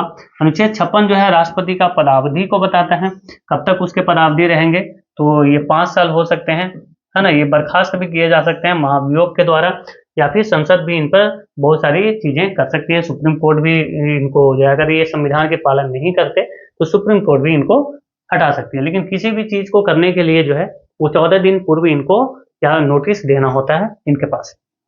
अनुच्छेद 57 जो है पुनः निर्वाचन की पात्रता को बताता है। अनुच्छेद 58 निर्वाचित होने के लिए अर्हताएं क्या क्या शर्तें हैं। 59 में पद के लिए शर्तें क्या क्या हैं। 60 में राष्ट्रपति का शपथ ओथ, और 61 में राष्ट्रपति पर महाभियोग। अच्छा, ये राष्ट्रपति पर जो महाभियोग है ये कहां से लिया गया, तो ये भी यूएसए के संविधान से लिया गया है। ये चीजें आपको ध्यान रखना है। ठीक है, आगे चलेंगे, और ये देखिए भारत का राष्ट्रपति जो है उनकी शक्तियां कौन कौन सी होती हैं, एक एक चीजें करके देखते जाओ, बहुत सारे अनुच्छेद क्लियर हो जाएंगे। तो राष्ट्रपति की शक्तियां, सबसे पहले तो कार्यकारी शक्तियां कौन कौन है, तो अनुच्छेद 53 यहाँ पे देखेंगे। पिछले वाले स्लाइड में मैंने अनुच्छेद 53 यहाँ पे नहीं लिखा, इसलिए नहीं लिखा क्योंकि इसे आगे बताना था। ठीक है, अनुच्छेद 53 जो है राष्ट्रपति की कार्यकारी शक्तियां हैं। संघ की सारी जो कार्यकारी शक्ति है वो राष्ट्रपति में निहित है। संघ की कार्यकारी शक्ति किसमें निहित है, राष्ट्रपति में। अनुच्छेद 77 बताता है भारत राज्य सरकार के समस्त जो कार्यपालिका कृत्य हैं, जो भी कार्य होंगे वो राष्ट्रपति के नाम से किए जाएंगे। उसके बाद विधायी शक्ति में हम आ जाएंगे, तो विधायी शक्ति में ये देखिए अनुच्छेद 85 संसद का सत्र आहूत कर सकता है, सत्रावसान कर सकता है या विघटन कर सकता है। मतलब संसद का सत्र बुला सकता है, उसको समाप्त कर सकता है। ठीक है, ये सारे अधिकार हैं अनुच्छेद 85 में। अनुच्छेद 87 संसद में राष्ट्रपति का विशेष अभिभाषण। अनुच्छेद 108 बताता है संयुक्त बैठक आहूत करना। अच्छा, यहाँ पे समझना 108 के अकॉर्डिंग राष्ट्रपति जो है वो संयुक्त बैठक को आहूत कर सकता है। मतलब बुलाता कौन है, राष्ट्रपति, लेकिन इसकी अध्यक्षता का कौन करता है, संयुक्त अधिवेशन की, तो लोकसभा अध्यक्ष। ये 111 जो है बताता है विधेयकों पर अनुमति, है ना, कोई भी विधेयक लाना है तो राष्ट्रपति की अनुमति लेनी होती है।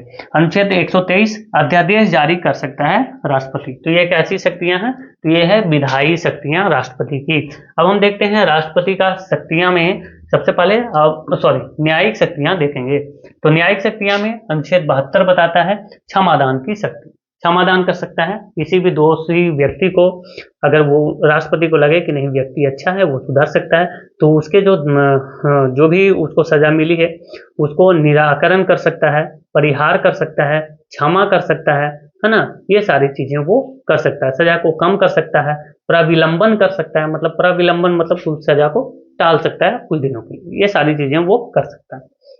ठीक है, अनुच्छेद 143 जो है उच्चतम न्यायालय से किसी विषय पर क्या कर सकता है, सलाह ले सकता है। आप बोलते हो ना भाई 143 आई लव यू, है ना, 143।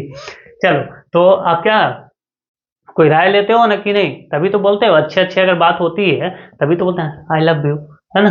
तो मतलब हम राय लेने के लिए उच्चतम न्यायालय से आई लव यू बोल रहे हैं, उच्चतम न्यायालय को राष्ट्रपति आई लव यू बोलता है। उसके बाद देखिए राष्ट्रपति की वित्तीय शक्तियां। अनुच्छेद 110 धन विधेयक पर राष्ट्रपति की पूर्वानुमति ली जाती है। अगर धन विधेयक अगर पेश की जा रही है तो राष्ट्रपति का पूर्वा मतलब पहले ही उसको अनुमति लेना पड़ता है धन विधेयक पेश करने के लिए। और धन विधेयक है या नहीं, ये निर्णय कौन करता है?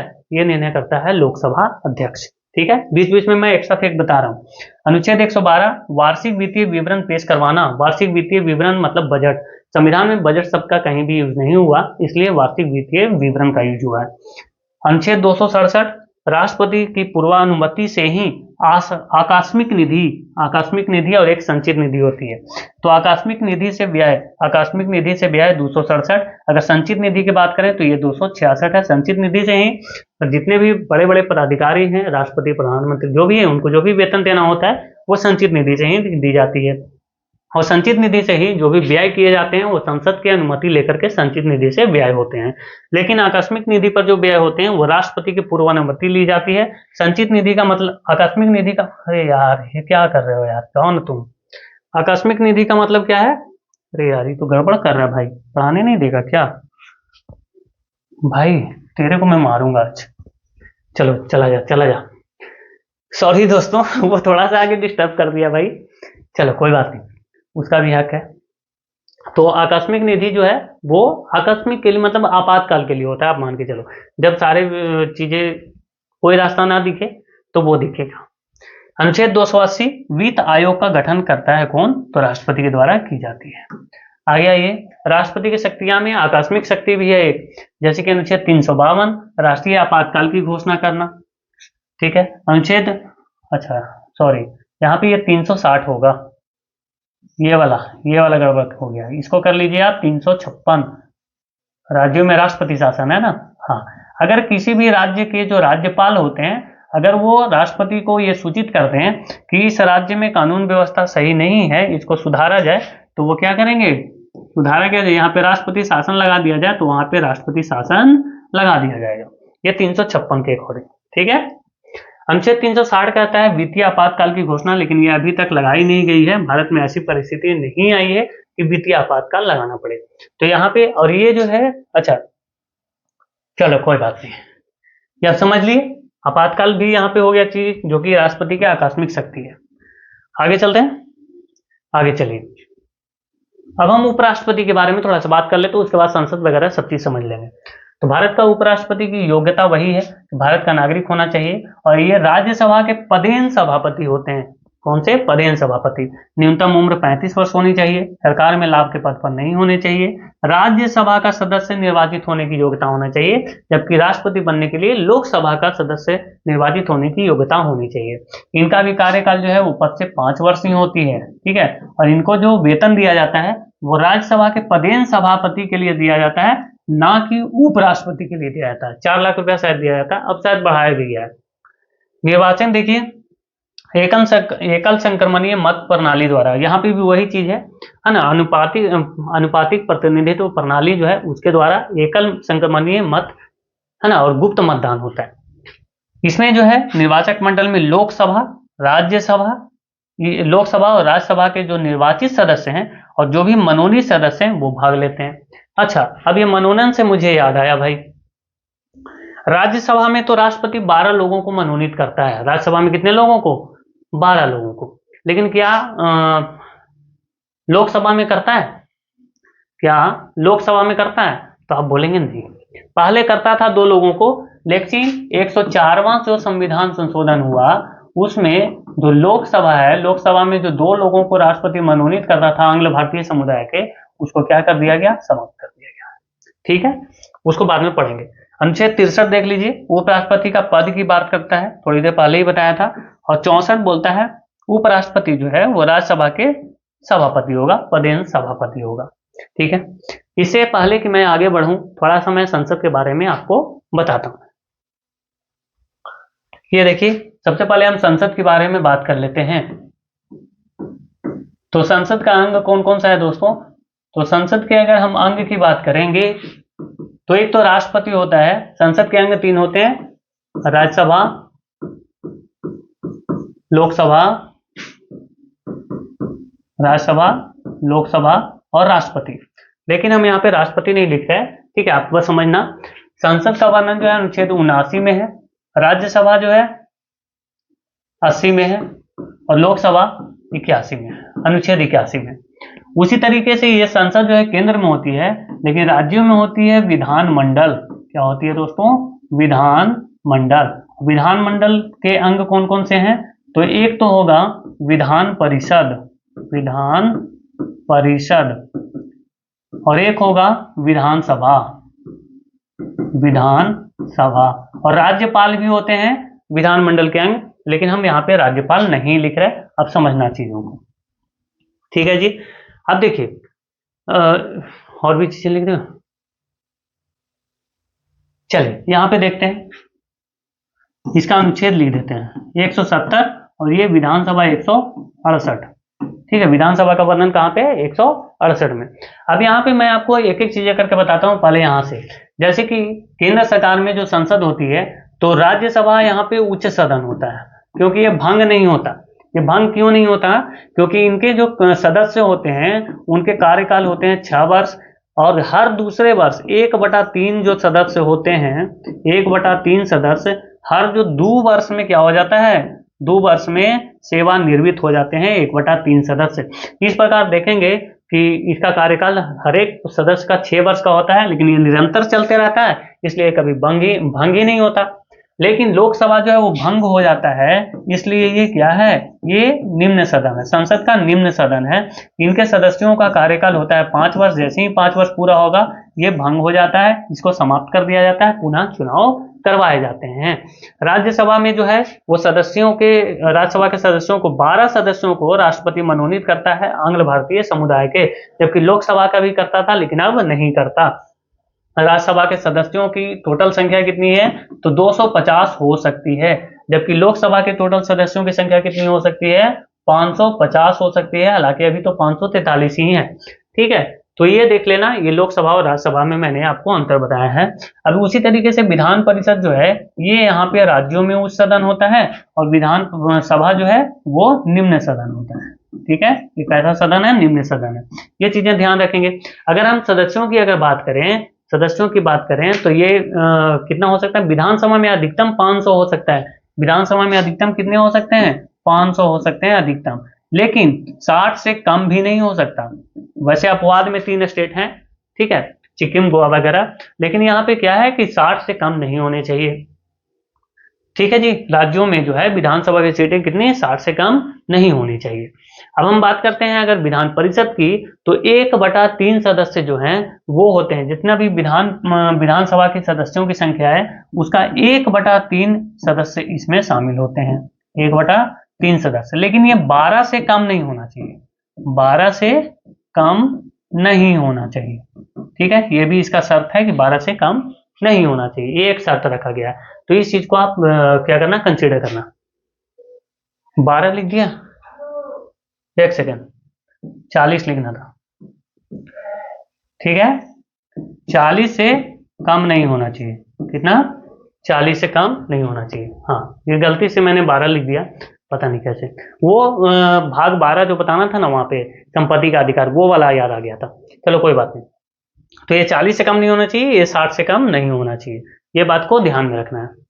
अच्छा, अब जो है विधानमंडल में जो है विधान परिषद में, यहाँ पे आपने देखा कि राज्यसभा में 12 सदस्य मनोनीत हो रहे हैं जो कि उच्च सदन है। तो यहाँ उच्च सदन है, तो यहाँ पे भी राज्यपाल मनोनीत किसी को करेगा? तो बिल्कुल करेगा, 1/6 सदस्यों को ये मनोनीत करेगा। कितने? इसकी जो संख्या होगी उसका 1/6 सदस्यों को मनोनीत करेगा। तो सारी चीजें क्लियर हैं यहाँ पे, कोई दिक्कत तो नहीं? मुझे लगता है कि कोई भी दिक्कत नहीं होगा। चलिए अब हम आगे बढ़ते हैं।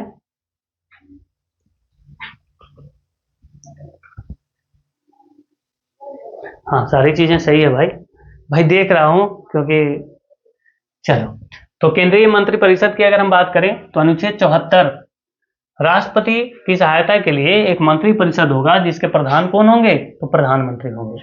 अनुच्छेद 75 जो है प्रधानमंत्री की नियुक्ति की बात करता है। 78 राष्ट्रपति को सूचना संबंधी प्रधानमंत्री का दायित्व है, ये बताते हैं। तो राष्ट्रपति को सलाह देने के लिए एक मंत्री परिषद होता है, और ये मंत्री परिषद का आकार जो है ये भी तय किया गया है 91वां संविधान संशोधन द्वारा। मंत्री परिषद का आकार कितना होना चाहिए? तो मंत्री परिषद का आकार 15% से अधिक नहीं होना चाहिए। हाँ, यहाँ पे है भाई, यहाँ पे देखो, ये देखो 12 बहुत जगह आता है। ये जो है 91वां संविधान संशोधन, और 91वां संविधान संशोधन कब हुआ है? तो 2003 में। इसके द्वारा मंत्रिपरिषद का आकार तय कर दिया गया कि 15% से ज्यादा जो है लोग मंत्री नहीं बनेंगे।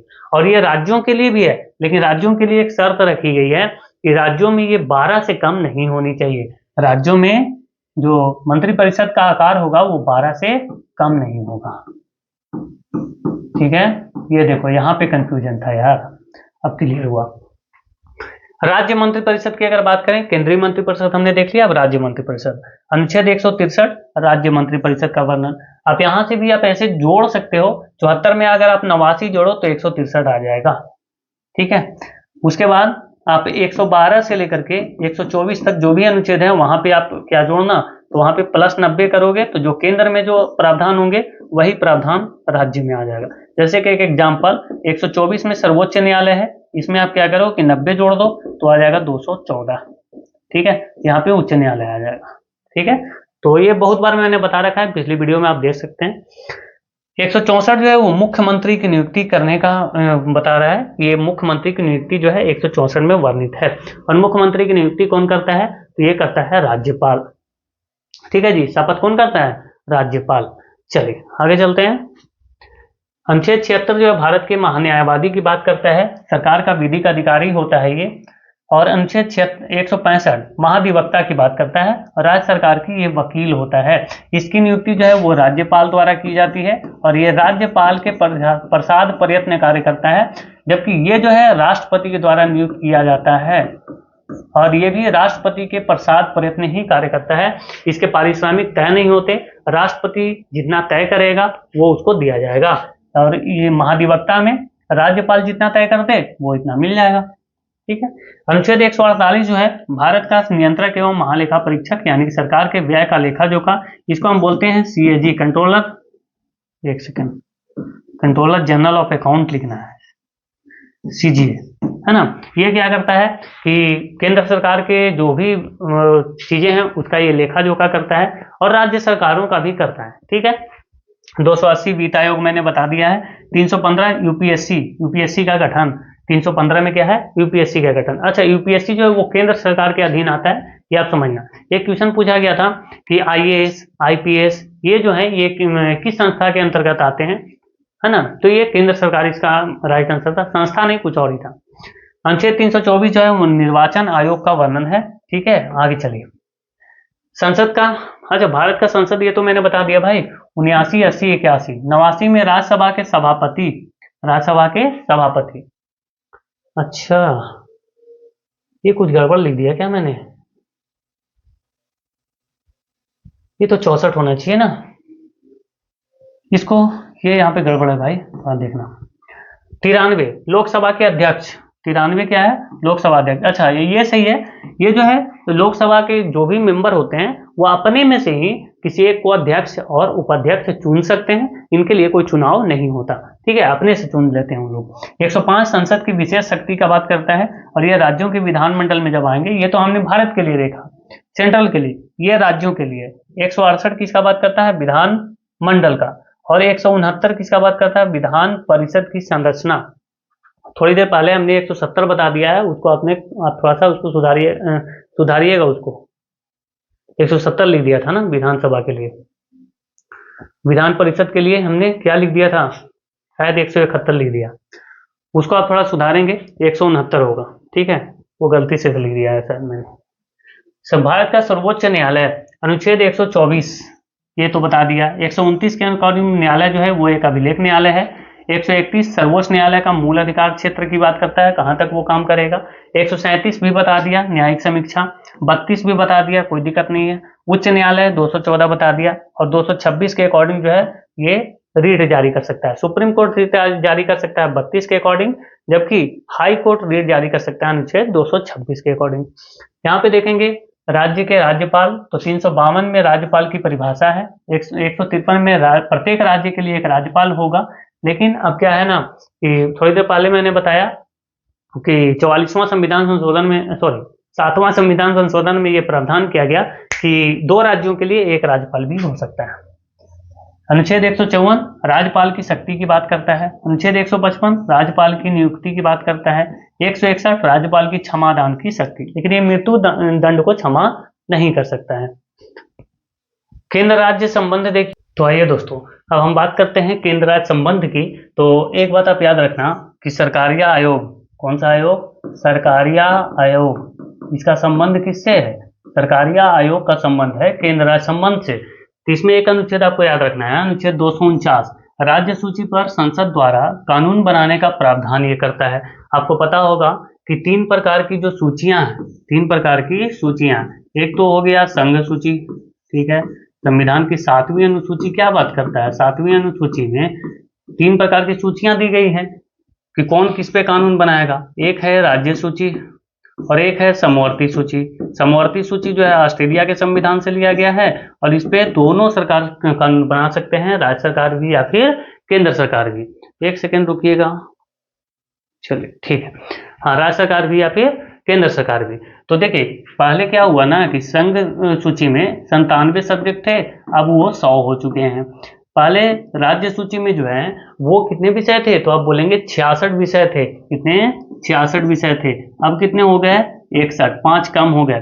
5 कौन कौन कम हुए? तो जैसे कि न्याय प्रशासन, माप तौल, है ना, न्याय प्रशासन हो गया, माप तौल हो गया, वन हो गया, वन्य जीव हो गया। ये जो 5 जो सब्जेक्ट हैं वो आपको कहाँ चले गए? समवर्ती सूची में। तो समवर्ती सूची में पहले थे 47 सब्जेक्ट और अब हो चुके हैं 52 सब्जेक्ट, मतलब ये वर्तमान वाला है, ठीक है। तो ये आपको ध्यान रखना है। अनुच्छेद 262 नदी जल विवाद, यानी कि नदी जल जो ट्रिब्यूनल होता है वो बनाए जाते हैं। 363 अंतर्राज्यीय परिषद की गठन होती है। 266 और 267 हम पहले ही पढ़ चुके हैं, संचित निधि और आकस्मिक निधि। ये देखिए संविधान की अनुसूचियां देख लेते हैं। पहला अनुसूची जो है राज्य एवं संघ राज्य क्षेत्र का बात करता है। दूसरी में राष्ट्रपति तथा अन्य उच्च अधिकारियों के वेतन का बात होता है। पहला जो है संघ राज्य क्षेत्र, दूसरा में दूसरा में वेतन, तीसरा में क्या है? तो शपथ, ऐसे याद रखेंगे। चौथा में क्या है? तो राज्यसभा में सीटों का आवंटन, राज्यसभा में सीटों का आवंटन।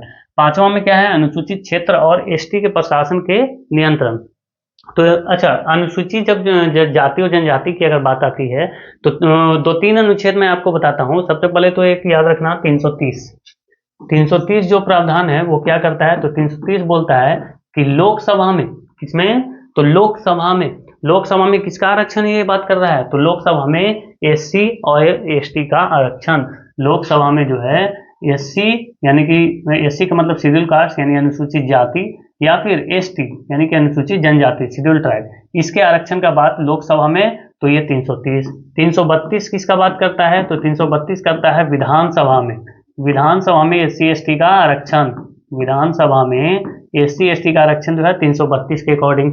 335 क्या बात करता है? तो 335 बात करता है कि जो एससी हो या एसटी हो या फिर ओबीसी हो, एससी हो, एससी यानी कि शेड्यूल कास्ट या फिर शेड्यूल ट्राइब, अनुसूचित जनजाति और अनुसूचित जाति, ओबीसी मतलब अन्य पिछड़ा जो वर्ग हैं उनके लिए।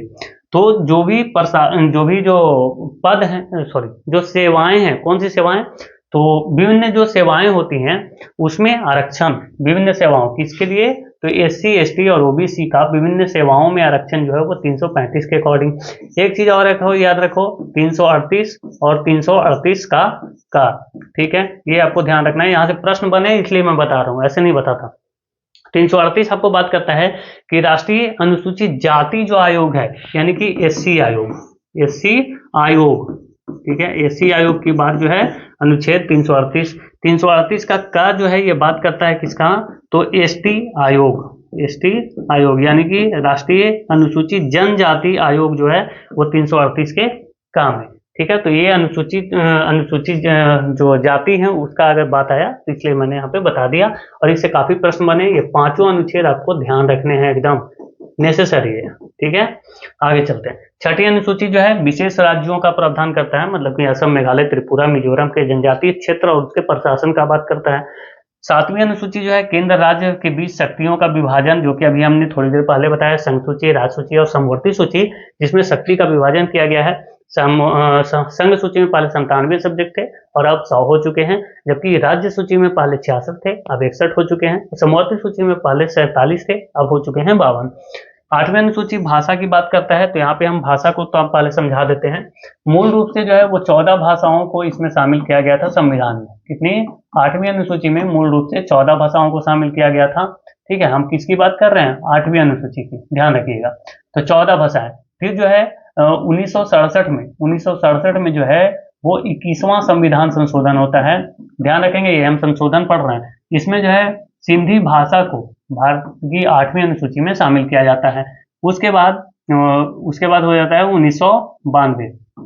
1992 में 71वां संविधान संशोधन किया जाता है और इसमें नमक जोड़ा जाता है। नमक कहने का मतलब नेपाली, न से नेपाली, मणिपुरी और का से कोंकणी, ये 3 भाषाओं को जोड़ा जाता है भारतीय संविधान की 8वीं अनुसूची में। उसके बाद अब देखो 2003 में एक और संविधान संशोधन किया जाता है। कौन सा? 92वां संविधान संशोधन। और इसके द्वारा बोर्ड मास जोड़ा जाता है। बोर्ड मास का मतलब बो से बोडो, ड से डोगरी, ठीक है, बोर्ड मास, मा से मैथिली, कौन सा? मैथिली, और सा से संथाली। ये 4 भाषाओं को जोड़ा जाता है। तो आप गिन लीजिए, 14 भाषा यहाँ, 15, 16, 17, 18, 19, 20, 21, 22। अभी वर्तमान में कितनी भाषाएं हैं? तो 22 भाषाएं हैं। तो ये हो गए 8वीं अनुसूची की बात। आगे अब हम 9वीं अनुसूची की बात करें तो 9वीं अनुसूची कुछ अभी अधिनियमों और विनियमों का विधि मान्यकरण करता है। और ये जो है पहली संविधान संशोधन, कौन सा? पहली संविधान संशोधन 1951 के द्वारा इसको जोड़ा गया था। ये बात आपको ध्यान में रखना होगा। ठीक है, उसके बाद हम 10वां जो है, 10वां में क्या है? तो दल बदल, और दाल नहीं, दल बदल। ठीक है, दल बदल, इसको 52वां संविधान संशोधन 1985 के द्वारा जोड़ा गया। उसके बाद 11वां जो है, अच्छा, पंचायती राज और नगर पालिका, मैं यहाँ पे बता देता हूँ आपको। 11वीं किसकी बात कर लेते हैं? 11वीं और 12वीं की, 11वीं और 12वीं, ये दोनों को 1992 में ही जोड़ा गया है। ठीक है, 1992 में ही। इसके लिए जो है वो 73वां संविधान संशोधन किया गया, इसके लिए 74वां संविधान संशोधन किया गया।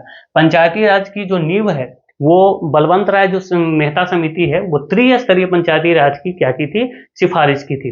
जिला स्तर पर, ब्लॉक स्तर पर और ग्राम स्तर पर, त्रिस्तरीय पंचायती राज का नींव किसने रखा? तो बलवंत राय मेहता समिति, जो कि 1957 में बनी थी। कब? 1957 में बनी थी बलवंत राय मेहता समिति। अशोक मेहता समिति ने द्विस्तरीय का प्रावधान दिया था, लेकिन वो नहीं माना गया था। अभी के कौन से? तो त्रिस्तरीय है। और मैं आपको बता दूं कि पंचायतों में जो है, पंचायतों में 1/3 सीट, 1/3 जो सीट होते हैं वो किसके लिए होते हैं? तो महिलाओं के लिए वो आरक्षित होते हैं। ये भी क्वेश्चन पूछा गया अभी एनटीपीसी में, इसलिए मैं बता रहा हूँ। महिलाओं के लिए 1/3 सीट क्या होती है? तो आरक्षित होती है। जो पहली बार जो है पंचायत का, वो शुरुआत कहाँ पे किया गया था? पहली बार जो है वो पंचायती राज का जो शुरुआत है वो कब होता है? तो 2 अक्टूबर 1959। कहाँ से? तो नागौर कहाँ पे है दी? तो ये है राजस्थान में। पंडित जवाहरलाल नेहरू इसकी शुरुआत करते हैं नागौर से 2 अक्टूबर 1959 को। लेकिन इसको संवैधानिक दर्जा दिया जाता है 73वां संविधान संशोधन 1992 में। पंचायती राज को संवैधानिक दर्जा मिला और इसमें टोटल 29 सब्जेक्ट्स रखे गए थे। कितने सब्जेक्ट्स रखे गए थे? 29। अगर 12वीं अनुसूची की बात करें तो ये भी 92, 74वां संविधान संशोधन, इसमें नगर पालिकाओं को जोड़ा गया। किसको? नगर पालिकाओं को। और इसमें अगर हम सब्जेक्ट की बात करें कि नगर पालिकाओं में टोटल जो सब्जेक्ट थे वो कितने थे? तो आप बोलेंगे 18 सब्जेक्ट थे। कितने? 18 सब्जेक्ट हैं। तो ये टोटल हमने क्या करवाया? 1 से लेकर के आप देख सकते हैं कि 12वीं अनुसूची तक मैंने करवा दिया, क्योंकि मूल रूप से तो 8 तक न था भाई। ये तो 9वीं, 10वीं, 11वीं, 12वीं तो बाद में जोड़ी गई है। तो ये सारी कब जुड़ी, कौन सी संविधान संशोधन हुई, ये सारी बातें मैंने कर ली। अब मैं आपको बताना चाहता हूं यहाँ पे, अच्छा, सूचना का अधिकार, इससे भी प्रश्न बना। तो सबसे पहले ये जानो कि सूचना का अधिकार जो है वो 2005 में लागू हुआ, लेकिन 2005 में लागू होने से पहले ही इसको 1997 में तमिलनाडु राज्य ने इसको शुरू कर रखा था, इसी तरह का प्रावधान। कहाँ पे? तो तमिलनाडु। ये क्या लिख दिया भाई? एक सेकेंड, एक कीड़ा तो परेशान करके रखा है यार, क्या ही करो भाई, डिस्टर्ब मत करो यार। कौन? तमिलनाडु में ये इस प्रकार का प्रावधान शुरू हो चुका था। सूचना का अधिकार का मतलब है कि किसी भी नागरिक का ये अधिकार है कि वो सूचना का अधिकार किसी भी संस्था से मांग सकता है। आर्टिकल 19 के अनुसार जो है ये वाक के स्वतंत्रता के अंतर्गत ही आता है। इसमें अगर कोई भी आप सूचना मांगते हैं तो वो 30 दिन के भीतर जो है वो प्रोवाइड करवाया जाता है। कितने दिन के भीतर, क्या हो रहा है यार, एक सेकंड, 30 दिन के भीतर सूचना दी जाती है। लेकिन अगर जीवन मरण का अगर कोई प्रश्न हो, इसका जीवन मरण का प्रश्न हो, तब उस तरह की अगर आप जानकारी मांग रहे हैं तो ये 48 घंटे के अंदर आपको प्रोवाइड करवाया जाएगा। कितने घंटों के अंदर? 48 घंटों के अंदर। अगर देश की अखंडता या फिर सामरिक जो हित है उस पे अगर खतरा है, उससे संबंधित अगर आप चीजें अगर जानकारी अगर मांगते हैं, सुरक्षा को खतरा है उस पर जानकारी मांगते हैं, तो वो जानकारी जो है वो आपको नहीं दी जाएंगी। ये भी चीजें आपको ध्यान रखना है। ठीक है, अब मैं बात कर लेता हूं कुछ महत्वपूर्ण संविधान संशोधन की जो कि आपको ध्यान रखना चाहिए। आपको मैंने बहुत सारे संविधान संशोधन बता दिए, 1वां, 7वां, बहुत सारे 21वां भी बता दिया। मतलब जो जो इंपॉर्टेंट है वो मैं बता दिया हूँ। ठीक है, इससे ज्यादा नहीं पूछता भाई, यही मोस्ट इंपॉर्टेंट है। 42वां संविधान संशोधन के बारे में हम लोगों ने बात किया, हाँ बात किया। 42वां संविधान संशोधन में जो है वो क्या हुआ था, तो संविधान में समाजवादी, पंथनिरपेक्ष, एकता, है ना, और अखंडता जोड़ा गया था। ठीक है, तो ये जो है 3 शब्द जोड़े गए थे, 3 चीजें जोड़ी गई थी। उनको एकता तो पहले से ही था ना, और अखंडता को जोड़ा गया था। ठीक है, तो 42वां संविधान संशोधन को हम मिनी कॉन्स्टिट्यूशन भी बोलते हैं। उसके बाद कुछ जो वर्तमान के जो संविधान संशोधन है वो आपको याद रखना चाहिए। जैसे कि 2015 में किया जाता है 100वां संविधान संशोधन, और ये भारत बांग्लादेश भूमि हस्तांतरण से संबंधित है। भारत बांग्लादेश, आप समझ जाना, भारत बांग्लादेश भूमि हस्तांतरण किया गया था, तो उससे ये संबंधित है 100वां संविधान संशोधन। उसके बाद 101वां संविधान संशोधन 2016 में होता है, इससे आप भली भांति आप परिचित हैं, है ना। 2016 में 101वां संविधान संशोधन होता है जो कि जीएसटी से संबंधित है, गुड्स एंड सर्विस टैक्स, जो कि इसको 2017 में लागू किया जाता है पूरे भारत में। उसके बाद 102वां जो संविधान संशोधन है वो 102वां संविधान संशोधन जो है वो कब होता है, तो ये 2018 में किया जाता है। कब किया जाता है? 2018 में 102वां। और इसमें क्या होता है कि जो राष्ट्रीय जो पिछड़ा वर्ग आयोग है, ओबीसी आयोग को संवैधानिक दर्जा दिया जाता है, संवैधानिक दर्जा। लेकिन एक चीज आप याद रखना कि जो ओबीसी लिस्ट बनाने की जो बात है वो राज्यों से छीन ली जाती है, राज्यों से छीन ली जाती है। मैं क्यों बता रहा हूं आगे आपको पता चलेगा। राज्यों ने खो दिया ओबीसी जो लिस्ट जो बनाना था, जो भी लिस्ट बनाती है ना, सूची जो बनाती है ओबीसी का सूची, वो यहाँ पे इन्होंने खो दिया। कौन? तो राज्यों ने खो दिया। उसके बाद 103वां संविधान संशोधन जिसमें ईडब्ल्यूएस को 10% आरक्षण दिया जाता है। किसको? तो ईडब्ल्यूएस को। हाँ, ईडब्ल्यूएस वाला 103 में ही है ना, हाँ ठीक है, 2019 में होती है। 103वां संविधान संशोधन इकोनॉमिकली वीकर सेक्शन को क्या किया जाता है कि 10% आरक्षण दे दिया जाता है, 103वां। उसके बाद 104वां संविधान संशोधन होता है। कौन सा? 104वां संविधान संशोधन। तो 104वां संविधान संशोधन तो आप याद रखो कि कब होता है, 2019 में ही होगा ना, हाँ 2019 में ही होता है। 104वां जो संविधान संशोधन है वो 2019 में होता है। 2019 में 104वां संविधान संशोधन होता है। और इसमें याद रखना कि लोकसभा और राज्यों की विधानसभा, लोकसभा और राज्यों के जो विधानसभा है वहां पे क्या हुआ कि एससी का और एसटी का, अभी हमने पढ़ा था ना 330 और 332, लोकसभा में जो एससी एसटी का आरक्षण है 330 और विधानसभा में एसटी एससी का आरक्षण 332। तो इसको क्या किया गया, ये जो आरक्षण है ना, आरक्षण को अगले 10 वर्षों तक बढ़ा दिया गया, अगले 10 वर्षों के लिए बढ़ाया गया। क्या किया गया? 10 वर्षों के लिए बढ़ाया गया। ठीक है, और इसमें एक चीज और हुई थी कि आंग्ल भारतीय जो समुदाय थे जिनको लोकसभा और विधानसभा, लोकसभा में क्या होता था, आंग्ल भारतीय समुदाय के 2 लोगों को मनोनीत करता था। कौन? तो भारत का राष्ट्रपति। तो ये जो है ये भी समाप्त कर दिया गया। ये क्या किया गया? समाप्त कर दिया गया। ठीक है, आंग्ल भारत जो मनोनीत करता था ना, उसको मनोनीत करता था उसको समाप्त। फिर हम बात करेंगे 105वां संविधान संशोधन। तो यहाँ पे देखिए जो राज्यों से ये जो छीन गई थी, ये 105वां संविधान संशोधन। 105वां संविधान संशोधन कब होता है? अच्छा, ये आप मुझे कमेंट में बताना, शायद 2021 होगा या 2020 होगा। मेरे अकॉर्डिंग 2021 है, आप एक बार चेक कर लेना, ठीक है। 105वां संविधान संशोधन में क्या हुआ कि ये जो राज्यों से जो ओबीसी लिस्ट बनाने का, जो ओबीसी की जो सूची है, ओबीसी सूची बनाने की जो शक्ति जो छीन गई थी, ये इनको वापस दे दी गई राज्यों को। 105वां संविधान संशोधन 2021 के अनुसार ये राज्यों के अधिकार दिया गया कि ओबीसी सूची राज्य ही बनाएंगे।